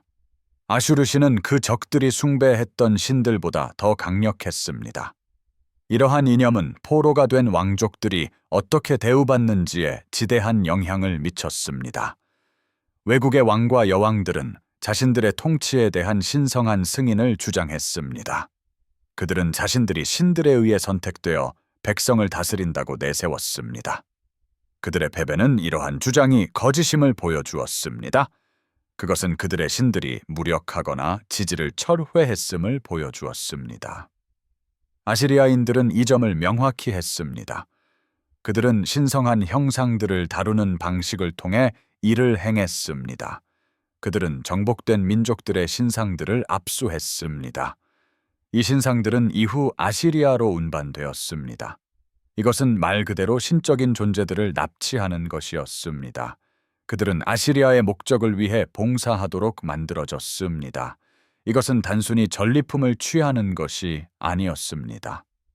대신 그것은 신학적인 선언이었습니다. 아시리아인들은 적들의 신들이 이제 포로가 되었다는 것을 전달했습니다. 그들은 사람들 자신과 마찬가지로 포로가 되었습니다. 이 신들은 아시리아 신들을 섬겼습니다. 그들은 포로가 된 사람들이 아시리아 왕을 섬기듯이 봉사했습니다. 포로가 된 여왕들은 이러한 이념에 부합했습니다. 그들은 종교적 진실에 살아있는 증거 역할을 했습니다. 그들의 굴욕은 그들이 숭배했던 신들이 그들을 버렸음을 증명했어야 합니다. 아시리아 종교 의식에 강제로 참여하는 것은 한 가지를 더 보여주었습니다. 그것은 심지어 적국의 왕족들도 아시리아 신의 우월성을 인정했음을 보여주었습니다. 그들을 아시리아 신전에서 봉사하도록 배정한 것은 더 많은 것을 드러냈습니다. 그것은 아슈르 신이 그들을 합법적인 제물로 받아들였음을 보여주었습니다. 그들의 이전 종교적 정체성은 지워졌습니다. 이러한 지워짐은 그들의 정치적, 개인적 정체성의 지워짐만큼이나 완전했습니다. 하지만 또 다른 종교적 측면이 이 시스템을 특히 불안하게 만들었습니다. 여기에는 이슈타르 여신이 관련되어 있었습니다. 그녀는 이 난나로도 알려져 있었습니다. 이슈타르 여신은 전쟁과 성을 독특한 방식으로 결합했습니다. 다른 어떤 주요 신도 이런 방식은 아니었습니다. 이슈타르 여신은 군사적 정복과 에로틱한 사랑 모두의 수호자였습니다. 그녀는 폭력과 다산, 그리고 죽음과 삶을 상징했습니다. 그녀의 신전들은 다른 문화권에서 충격적으로 여긴 관습들을 포함했습니다. 여기에는 신전 매춘이 포함되었습니다. 여성들은 신전 방문객들에게 성적인 봉사를 제공함으로써 여신을 섬겼습니다. 아시리아인들은 포로가 된 여왕들에 대한 자신들의 대우를 이슈타르 숭배와 의식적으로 연결했습니다. 일부 행정 점토파는 이슈타르에게 바쳐진 외국 여성들을 언급합니다. 이 구절은 특정 맥락에서 나타납니다. 이 맥락들은 여성들이 이슈타르 신전에서 봉사하도록 배정되었음을 시사합니다. 그들의 역할은 종교적 봉사와 성적 가용성을 결합한 것이었습니다. 군사적 정복과 성적 지배의 혼합은 아시리아에만 국한된 것이 아니었습니다. 하지만 아시리아인들은 이러한 관습을 체계화했습니다. 그들은 그것에 종교적 승인을 부여했습니다. 이것은 그 관습을 특히 포괄적으로 만들었습니다. 그것은 또한 그것을 경험하는 여성들에게 파괴적이었습니다. 현대 학자들은 고대 근동 신전 매춘의 범위에 대해 논쟁합니다. 그들은 그것이 광범위한 제도였는지 의문을 제기합니다. 그들은 또한 그것이 얼마나 과장되었는지도 고려합니다. 그리스와 후대 작가들은 그것을 오해했을 수도 있습니다. 그들은 자신들에게 낯설다고 여긴 종교적 관습을 의도적으로 왜곡했을 수도 있습니다. 분명해 보이는 것은 포로가 된 외국 여성들이 신전에 배정되었다라는 것입니다. 이 배정은 어떤 형태로든 이루어졌습니다. 동시대인들은 그것을 일반적인 신전 봉사와 구별했습니다. 이 봉사는 그들의 성적인 측면을 포함했습니다. 그것은 기록할 만큼 충분히 중요하게 여겨졌습니다. 이것은 여신에게 바쳐지는 헌신의 한 형태로 이해되었습니다. 그것은 이 여성들을 정상적인 삶의 모든 가능성으로부터 영구적으로 제거했습니다. 이에 대한 고고학적 증거는 여러 출처에서 나옵니다. 이슈타르 숭배와 관련된 신전 단지에는 넓은 주거 지역이 포함되었습니다. 이는 많은 사람이 그곳에 영구적으로 거주했음을 시사합니다. 이 신전들의 행정 기록판에는 외국 여성들을 위한 배급량이 기록되어 있습니다. 그 양은 수십 명 또는 수백 명의 여성을 나타냅니다. 이 여성들은 개별 신전 단지에 소속되어 있었습니다. 이슈타르 신전의 비문에는 왕의 선물이 간혹 언급됩니다. 이는 군주가 바친 헌물을 의미합니다. 일부 문맥에서는 이것이 무생물이 아닌 여성을 분명히 의미했습니다. 이 상황은 특히 충격적이었습니다. 이는 종교적 정당성과 심리적 파괴를 결합했습니다. 여왕이었던 여성들이 이러한 경험을 했습니다. 그들은 자신들의 왕국신들을 대리하는 종교적 권위를 가졌습니다. 그들은 패배를 인정하도록 강요받았습니다. 또한 숭배에 적극적으로 참여해야 했습니다. 이 숭배는 그들이 적 또는 거짓이라고 여겼던 신들을 위한 것이었습니다.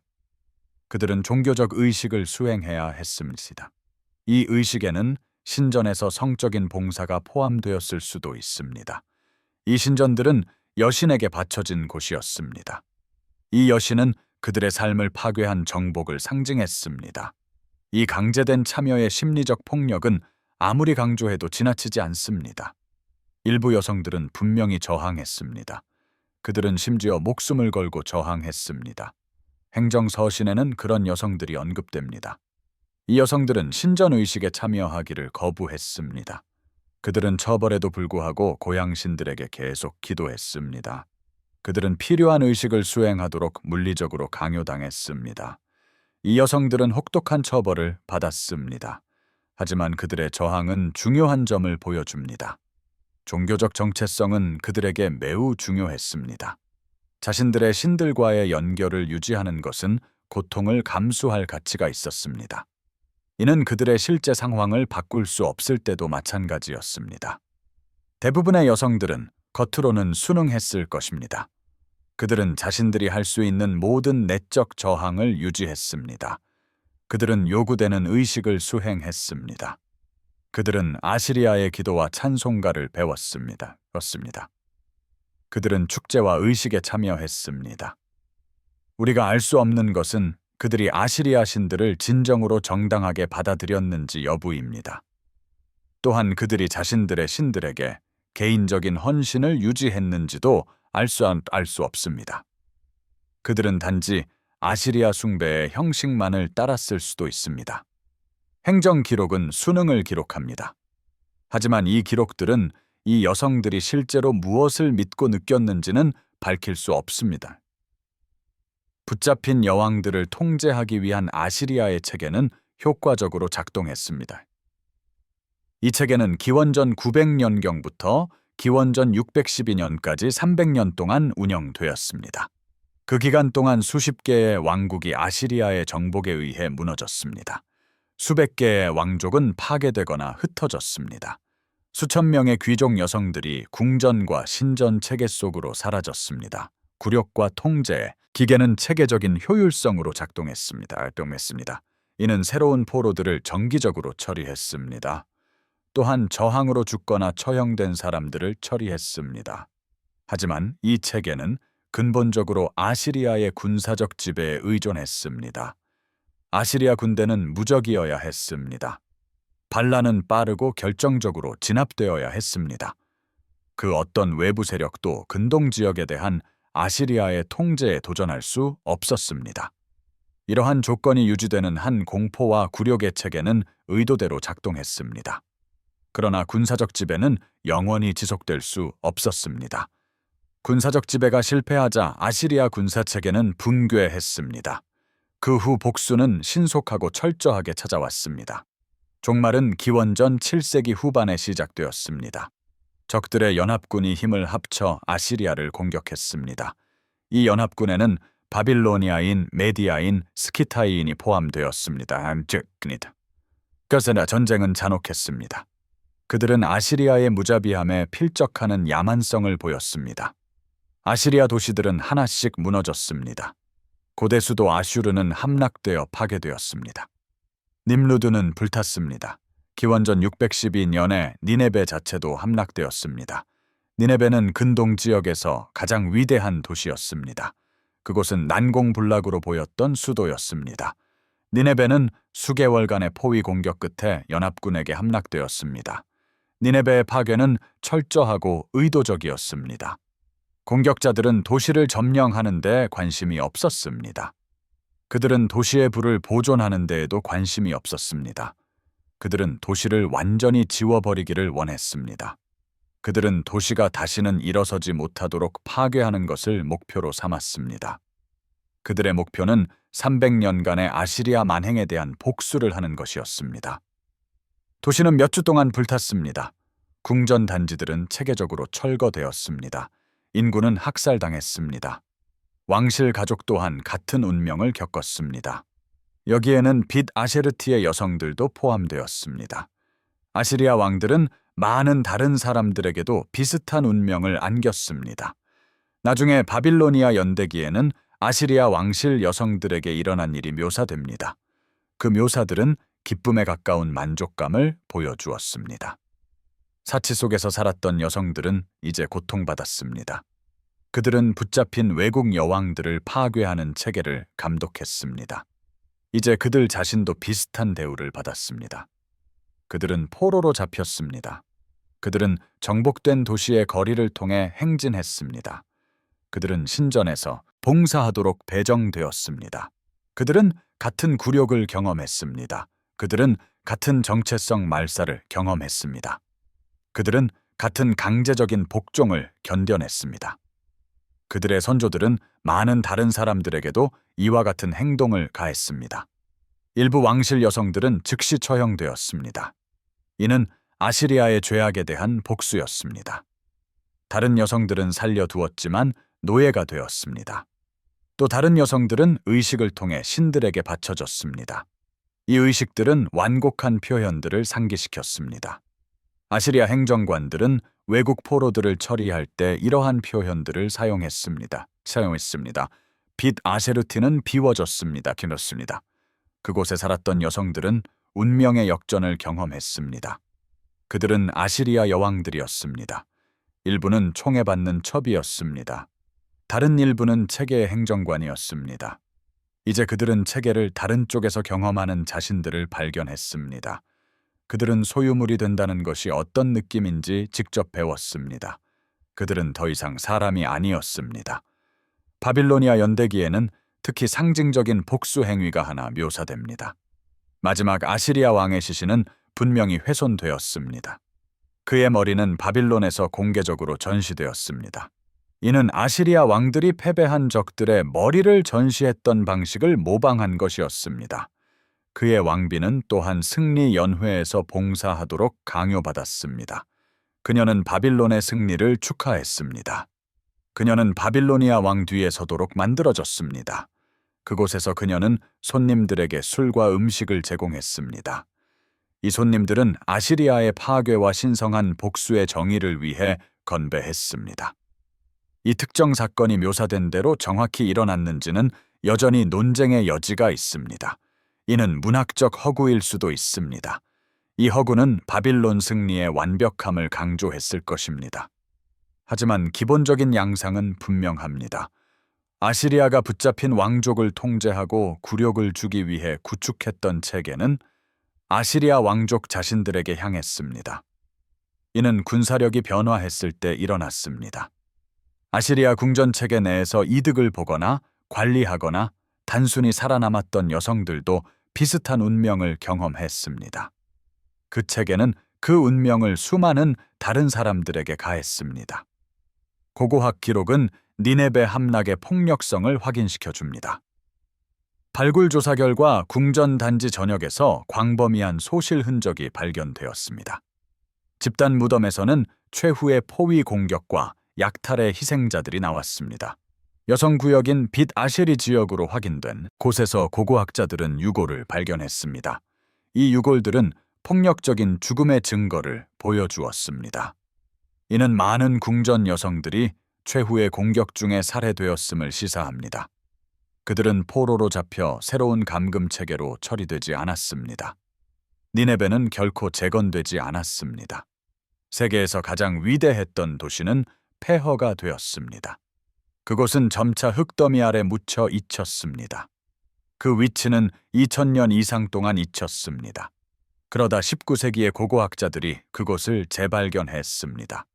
그들은 궁전 단지를 발굴하기 시작했습니다. 그 발굴들은 아시리아 건축과 예술의 웅장함을 드러냈습니다. 그들은 아시리아 행정체계의 정교함을 보여주었습니다. 그들은 또한 아시리아 제국의 야망이 얼마나 광범위했는지 강조했습니다. 하지만 그 발굴들은 더 어두운 현실도 밝혀냈습니다. 여기에는 체계적인 잔혹성과 통제 및 굴욕의 도구들이 포함되었습니다. 그들은 궁전 체계 속으로 사라진 여성들에게 무슨 일이 일어났는지에 대한 증거를 제공했습니다. 증거를 자세히 살펴본 후 붙잡힌 여왕들에 대한 아시리아의 처우를 어떻게 해석해야 할까요? 이러한 관행은 그 시대의 기준으로 단순히 정상적인 것이었을까요? 아니면 당대인들조차 예외적이라고 인정한 극단적인 사례였을까요? 이 체계는 잠재적으로 위험한 정치적 경쟁자들을 실질적으로 통제하기 위한 것이었을까요? 아니면 심리적 지배와 인간 존엄성의 의도적인 파괴에 관한 것이었을까요? 우리는 또한 그토록 오랫동안 체계적인 효율성으로 작동했던 체계를 어떻게 판단해야 할지 고려해야 합니다. 이 체계는 우리가 예상할 수 있는 종류의 저항이나 도덕적 의문을 불러일으키지 않았습니다. 이는 이 체계가 공유된 고대 가치를 진정으로 침해했다면 특히 그렇습니다. 솔직한 답변은 복잡하고 불편합니다. 아시리아인들이 패배한 적들을 잔혹하게 다룬 것은 독특한 것이 아니었습니다. 그들이 포로를 노예로 삼은 것도 독특한 것이 아니었습니다. 모든 고대 근동 세력은 다양한 형태의 노예 제도를 실행했습니다. 그들은 패배한 적 지도자들을 폭력적으로 다루었습니다. 그들은 또한 자신들의 군사적 정복에 대해 신성한 인정을 주장했습니다. 포로를 잡고 그들을 노예 상태로 만드는 기본적인 구조는 보편적이었습니다. 하지만 아시리아 체계는 이러한 일반적인 관행을 여러 면에서 뛰어넘었습니다. 이는 아시리아 체계를 독특하고 특히 잔인하게 만들었습니다. 이는 고대 기준으로도 마찬가지였습니다. 첫째로, 이 체계는 기회주의적이기보다는 체계적이었습니다. 아시리아인들은 포괄적인 기관들을 만들었습니다. 이 기관들은 붙잡힌 왕족을 처리하도록 특별히 설계되었습니다. 이 기관들은 표준화된 절차와 행정적 감독을 포함했습니다. 심지어 통제와 굴욕을 위해 특별히 건축된 공간도 포함했습니다. 이것은 우발적인 잔혹성이 아니었습니다. 대신 인간 존엄성에 대한 조직적이고 합리적이며 관료적인 파괴였습니다. 둘째로, 이 체계는 특히 정체성을 파괴하도록 설계되었습니다. 이는 단순히 처벌하거나 통제하는 것 이상의 것을 목표로 했습니다. 예를 들어 이름 말살, 강제적인 종교 개종, 이전 지위를 뒤집는 임무 부여 등이 있습니다. 이 모든 요소들은 이 여성들이 누구였는지를 파괴하도록 계산되었습니다. 그들은 익명의 노예 상태 외에는 아무것도 아닌 것으로 자신들의 정체성을 대체했습니다. 목표는 단지 물리적 통제가 아니라 심리적 말살이었습니다. 셋째로, 이 체계는 다른 고대 관행을 뛰어넘는 규모로 운영되었습니다. 우리는 수세기 동안의 지속적인 운영에 대해 이야기하고 있습니다. 수백 명의 여성들이 이 체계를 통해 처리되었습니다. 여러 왕국의 전체 귀족 계층이 제거되거나 흡수되었습니다. 이 체계의 포괄성은 중요한 것을 시사합니다. 붙잡힌 여왕들을 파괴하는 것은 군사적 정복의 부작용이 아니었습니다. 대신 이는 아시리아가 제국적 지배를 유지하는 데 핵심적인 부분이었습니다. 넷째로, 그리고 아마도 가장 충격적인 점은 이 체계가 스스로를 인지하고 있었다는 것입니다. 아시리아인들은 자신들의 체계를 광범위하게 문서화했습니다. 그들은 자신들의 절차를 기록했습니다. 그들은 또한 궁전 부조의 시각적 표현을 만들었습니다. 이 부조들은 복종하는 붙잡힌 여왕들을 보여주었습니다. 그들은 자신들이 하는 일에 대해 부끄러워하지 않았습니다.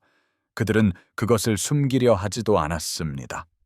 대신 그들은 그것을 힘의 과시로 공개적으로 알렸습니다. 이는 잠재적인 적들에게 경고 역할을 했습니다. 그들이 문서화하지 않은 유일한 것은 변형 의식과 특정 처벌에 대한 구체적인 세부 사항이었습니다. 이는 그들 자신의 기준 내에서조차 자신들이 행한 일부가 공개적으로 기록될 수 있는 범위를 넘어섰음을 시사합니다. 동시대 문화가 아시리아의 관행을 어떻게 보았는지에 대한 질문은 명확하게 답하기 어렵습니다.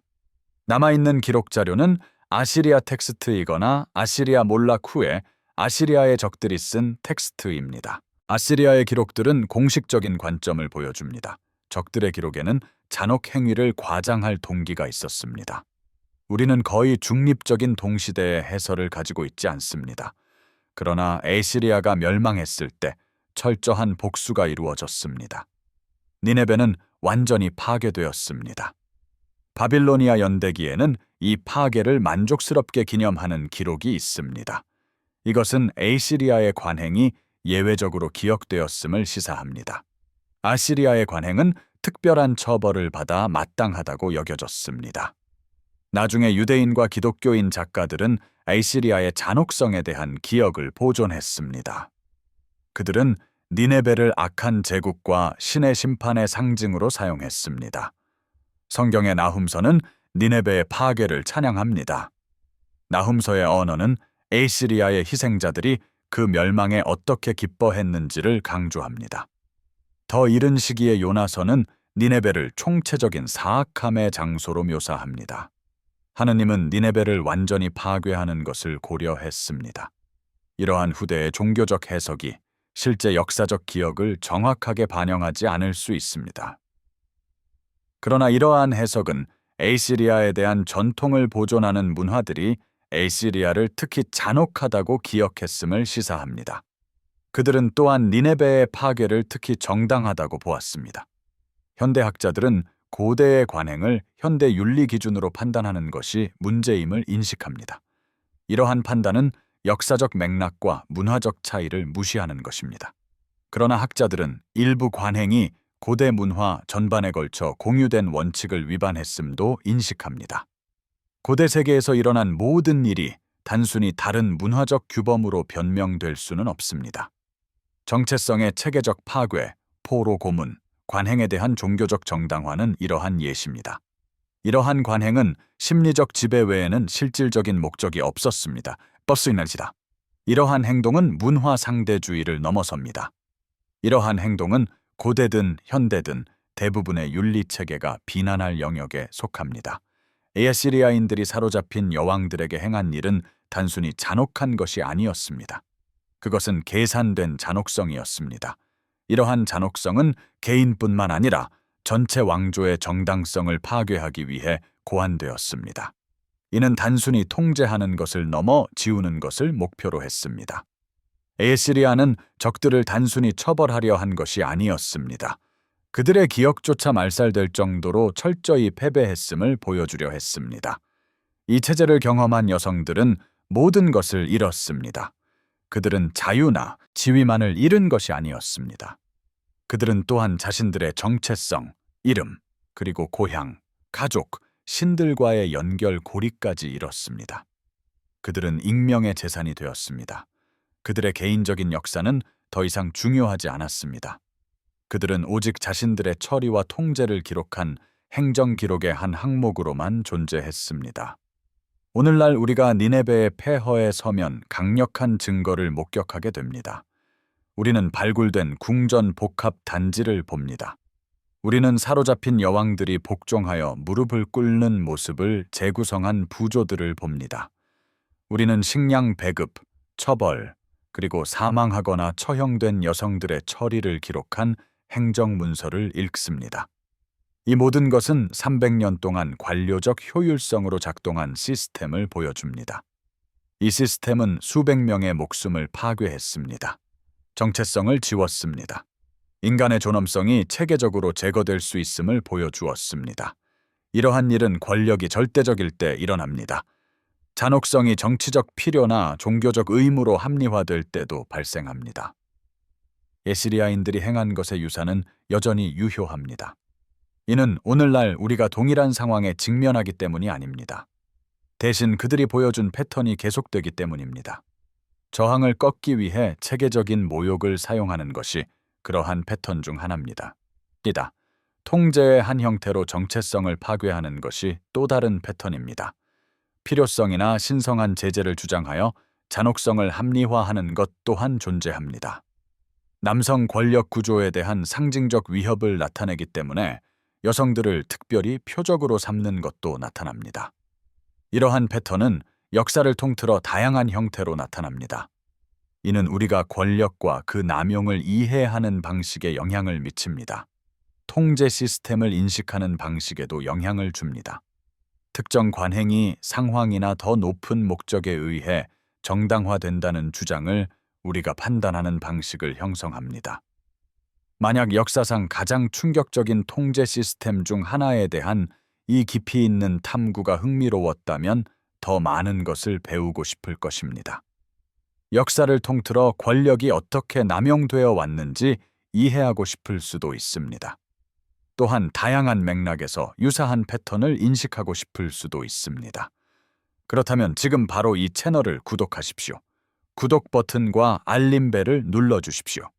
이렇게 하면 앞으로의 영상들을 놓치지 않을 것입니다.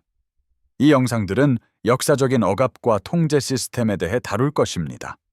또한 그들이 남긴 증거도 다룰 것입니다. 고대 역사에 관심 있는 모든 사람들과 이 영상을 공유하십시오. 인권 침해가 개인적인 차원을 넘어 어떻게 체계적으로 발생하는지 이해하는 데 관심 있는 사람들과도 공유하십시오. 이 여성들을 통계나 행정 기록으로만 기억하지 마십시오. 모든 것을 잃은 개인으로서 기억하십시오. 그들은 정체성과 존엄성의 총체적인 파괴를 경험했습니다.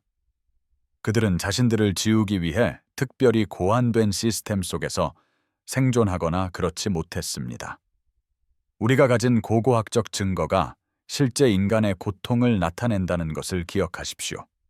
궁전 복합단지, 부조, 석판, 그리고 유골은 모두 이를 가리킵니다.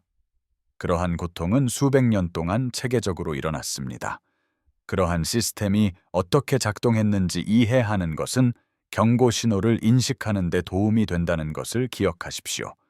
이는 다른 맥락에서 유사한 패턴이 나타날 때 매우 중요합니다. 니네베의 폐허는 여전히 이라크 북부에 서 있습니다. 이 폐허는 대부분 발굴되지 않았습니다. 이 폐허는 완전히 복원될 수 없는 비밀들을 간직하고 있습니다. 빛 아슈리, 빛 킬릴리, 그리고 변형실은 이제 오직 고고학적 특징으로만 존재합니다. 이 공간들은 그곳을 통과한 여성들에게는 공포 그 자체였습니다. 이제 이 공간들은 해석을 요구하는 단순한 건축적 요소로 보입니다. 이름이 지워지고 정체성이 파괴된 사로잡힌 여왕들인 그 여성들은 이제 행정 기록 속 단편적인 항목으로만 존재합니다. 그들은 또한 익명의 유골로도 존재합니다. 이 유골들은 3000년 전에 사라진 왕국들의 장신구를 착용하고 있습니다. 그러나 그들의 고통은 현실이었습니다. 그들을 파괴한 시스템은 현실이었습니다. 그 시스템을 연구함으로써 우리가 배울 수 있는 교훈은 여전히 유효합니다. 이러한 교훈은 그 시스템이 어떻게 작동했으며 왜 그렇게 오랫동안 효율적으로 운영되었는지를 가르쳐 줍니다. 또한 무엇이 마침내 그 시스템을 종식시켰는지도 밝혀줍니다. 이 교훈들은 권력과 잔혹성을 이해하는 데 중요합니다. 우리의 시대를 포함한 어떤 시대에서든 인간 존엄성의 체계적인 파괴를 이해하는 데도 중요합니다. 다음 영상에서 뵙겠습니다. 우리는 역사의 어두운 면을 계속 탐구할 것입니다. 이는 권력과 통제에 대한 불편한 진실을 드러냅니다. 또한 문명들이 어떻게 자신들이 공정하게 통치한다고 주장하는 바로 그 사람들을 파괴하는 시스템을 만드는지를 보여줍니다.